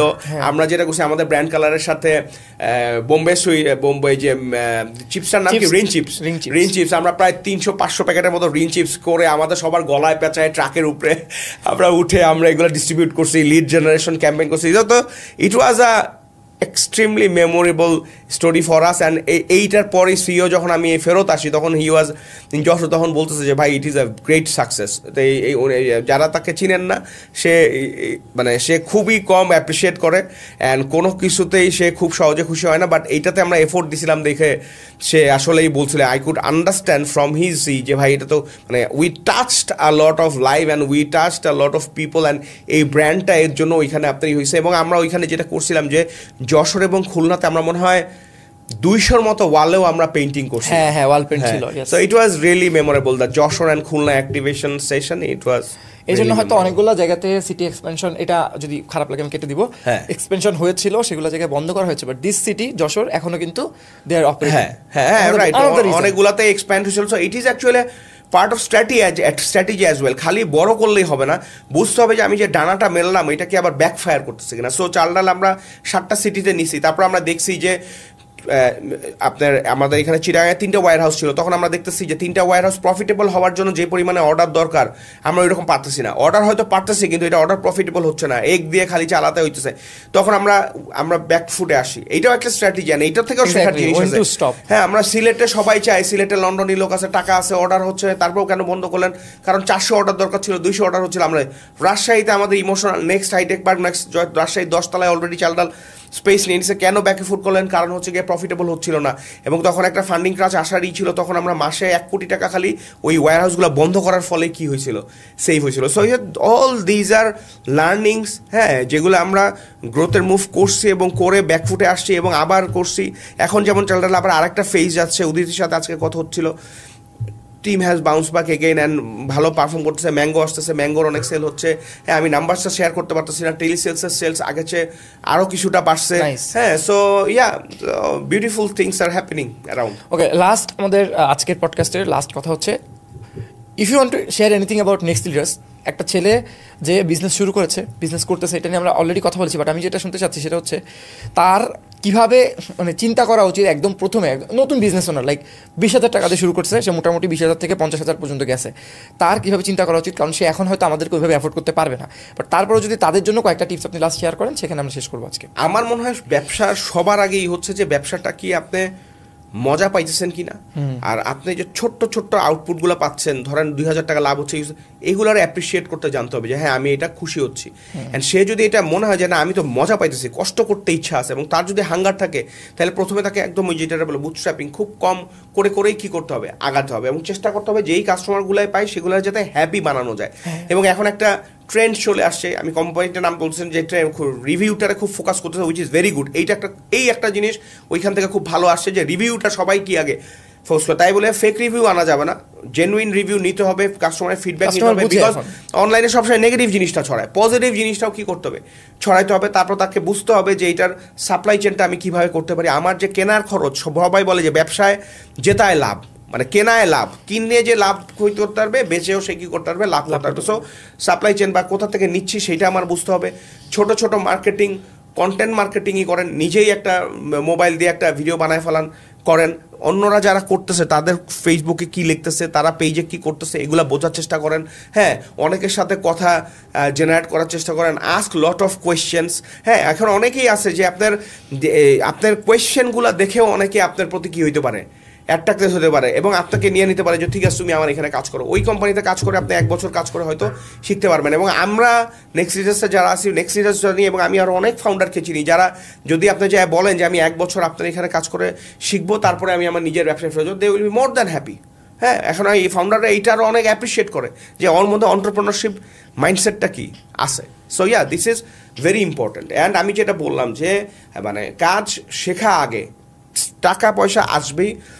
At first, try to learn, understand the business, and then decide whether you will be doing your business or not. And একটা জিনিস খালি বলবো, ভয় দেখাতে চাই না, বাট ব্যবসা এখনও যদি অনেক ট্রেন্ড চলছে, তারপরও ব্যবসা থেকে করতে গেলে ফ্যামিলি থেকে অনেক সময় সাপোর্ট আসে না। তো আপনার বাবা বা আপনার এই যদি ব্যবসায়ী হয়, তাহলে তো আপনি উইল গেট দ্য সাপোর্ট। যদি না হয়, তাহলে ইউ হ্যাভ টু বি, মানে দম থাকতে হবে যে না ঠিক আছে, না করলেও আমি I will do it because this gives me বাজ, অ্যান্ড আমি এখন কষ্ট করতেছি, বাট 5 বছর পরে মানে আমি অনেকখানি কি আগায় যাব। ওকে, লাস্ট কথা আমার যেটা মনে হয় স্যারের কথার সাথে আমি অ্যাড করতে চাই, having good intentions are very important. কারণ যারা ফাউন্ডার থাকে, ধরেন আপনি আপনি একটা প্রোডাক্টের সোর্সিং করছেন একটা বড় কোম্পানির কাছ থেকে, ধরেন আপনি সিটি গ্রুপের কাছ থেকে তেল কিনতেছেন, আপনি একটা নতুন এমন একটা গ্রোসারি বিজনেস শুরু করলেন। আপনার আসলে ইন্টেনশন ভালো কি খারাপ, ওই সিটি গ্রুপের যে ম্যানেজার যে আপনাকে প্রোডাক্ট সাপ্লাই করবে, সে না বুঝে, সে এতদিন বুঝে যাবে যে আপনার আসলে কোনো খারাপ ইন্টেনশন আছে কিনা। সো অনেক সময় আপনি অনেক সুযোগ পাবেন, ক্রেডিট পাবেন, অনেক কিছু পাবেন, অনেক জায়গায় অনেক মার্কেটিং হেল্প পাবেন। বা ধরেন আমরা যারা মার্কেটার আছি, আমরাও দেখি যে কাকে হেল্প করতে পারবো। আমার সাথে আমি নাম বলবেন, এমন অনেক মানুষ আছে যাদের সাথে কাজ করতেছি 1 বছর ধরে, তারা হয়তো মান্থলি 5,000 টাকা দেয়, বাট তাদের সাথে এখনও কাজ করতেছি বিকজ তাদের ইন্টেনশন ভালো। হ্যাঁ, so having good intention, honesty, এবং মানে স্ক্যামি জিনিসে না যাওয়া, এবং স্যার যেগুলো বললো যে স্টাডি করা, জানা, ওগুলো তো টেকনিক্যাল আর গেল, but being a good human being is very important. ওইটা মানুষ বুঝতে পারে। মানুষ অনেক সময় মনে করে যে আমি একটু লস করাই দিলাম, মানুষ আসলে বুঝতে পারে, ধরতে পারে, কিন্তু হয়তো বলেন আপনাকে। এটাই ট্রু। এইটা মানে এখানে আমি কয়েকটা জিনিস বলি। বুখারী শরীফের ফার্স্ট আয়াতই আছে যে কোনো কিছুর থেকে কি হবে সেটা নিয়তে হচ্ছে গিয়ে মেইন। হ্যাঁ, নিয়তের উপরেই ডিপেন্ড করে যে আপনি ওইখান থেকে ভালো আউটপুট পাবেন কি পাবেন না। আর একটা কোরআন শরীফেরই মোস্ট প্রবলি সেটা হচ্ছে ভালোর বদলা ভালো ছাড়া কিছু হইতে পারে না। সো মানে you have to treat people good, you have to look for good things, you have to do good things, and responses and replies you will get from around. এবং যত পারেন যেইভাবে পারেন মানুষের হেল্প করেন, এইটা একটা বড় জিনিস। আজকে যে ছোট হেল্পটা করছেন, এটা অনেক বড় হেল্প হয়ে আসতে পারে। এবং একটা জিনিস মাথায় রাখবেন, একটা সময় আসবে যখন আপনার একটা phone call can change your Fortune. So ওই ফোন কলটা আজকে যদি আপনার আরেকজনের জন্য করতে হয়, ডু দ্যাট। হ্যাঁ, আমরা অনেক সময় করি না যে এর জন্য আবার রিকোয়েস্ট করবো, কিন্তু ইউ শুড ডু ইট। হ্যাঁ, এবং এটা it will pay back again and again and again and yes, ভালো নিয়ত হইতে হবে। হ্যাঁ, আমি শেষ করি ওয়াসিমের কথা দিয়ে। এখন আসলে উনি এই ভিডিও দেখবে কিনা জানি না, বাট আমি তারা ইনবক্স করবো এবং আমি এইটা সবসময় ওনারে বলি যে মানে আমি ওনার আমি অ্যাজ এন এমপ্লয়ি, মানে আমি চাকরি করছি এই হিসাবে আমি যেটা দেখছি সবচেয়ে বেশি আমাকে অ্যাট্রাক্ট যেটা করছে এটা হচ্ছে হিজ অনেস্টি। অ্যান্ড সে কখনো এই যে অনেকে বলে না যে ভাই এটা সিস্টেম করে দিলাম তাহলে এটা কিন্তু করলাম, ওইটা কিন্তু কোনো দিনও এরকম কোনো কিছুতে সে বলে না যে ওকে।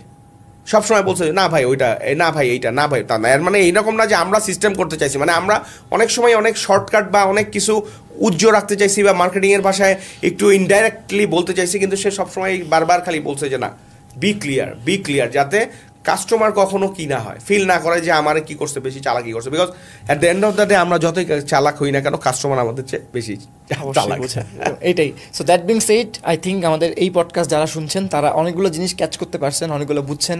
আপনার লাইফকে চেঞ্জ করার জন্য আসলে অল্প কিছু জিনিসই মানে যথেষ্ট, আপনি বুঝবেন এবং এখান থেকে অ্যাকশন নেবেন। এটাই। Thank you sir for coming. বৃষ্টি হচ্ছিল আজকে, অনেক কষ্টে আসছেন। এটা 6 মাস ধরে আমাদের রেকর্ডিং করার কথা ছিল, সো ফাইনালি আসছেন। Thank you very much Tanmoy. আর আজকে আই থিঙ্ক মানে start move can change a lot of things in a positive direction. And আজকে আমার মনে হয় যে এইখান থেকে আমি জানি না কতজন শুনবে, কতজন দেখবে, বাট আমার মনে হয় যদি এইখান থেকে 50 জনও শুনে অ্যান্ড 50 জনও যদি উপকৃত হয় বা 10 জনও যদি উপকৃত হয় এবং এইখান থেকে আমরা নেক্সট 2টা লিডার্স পাই অ্যান্ড নেক্সট 4টা ব্যবসাও যদি পাই যারা একটু নেক্সট লেভেলে যেতে পারবে, তাইলেও আমি বলবো যে ইটস ওয়ার্থ ইট। অ্যান্ড এটা তো it will go on and on and on, এটা অনলাইনে থাকবে। হ্যাঁ, কে কখন কোথায় দেখতেছেন জানি না, বাট আজকে 2025 সালের আজকে মে মাস, এর কত তারিখ? আজকে হচ্ছে 22 তারিখ। So signing out. Thank you very much. Thank you.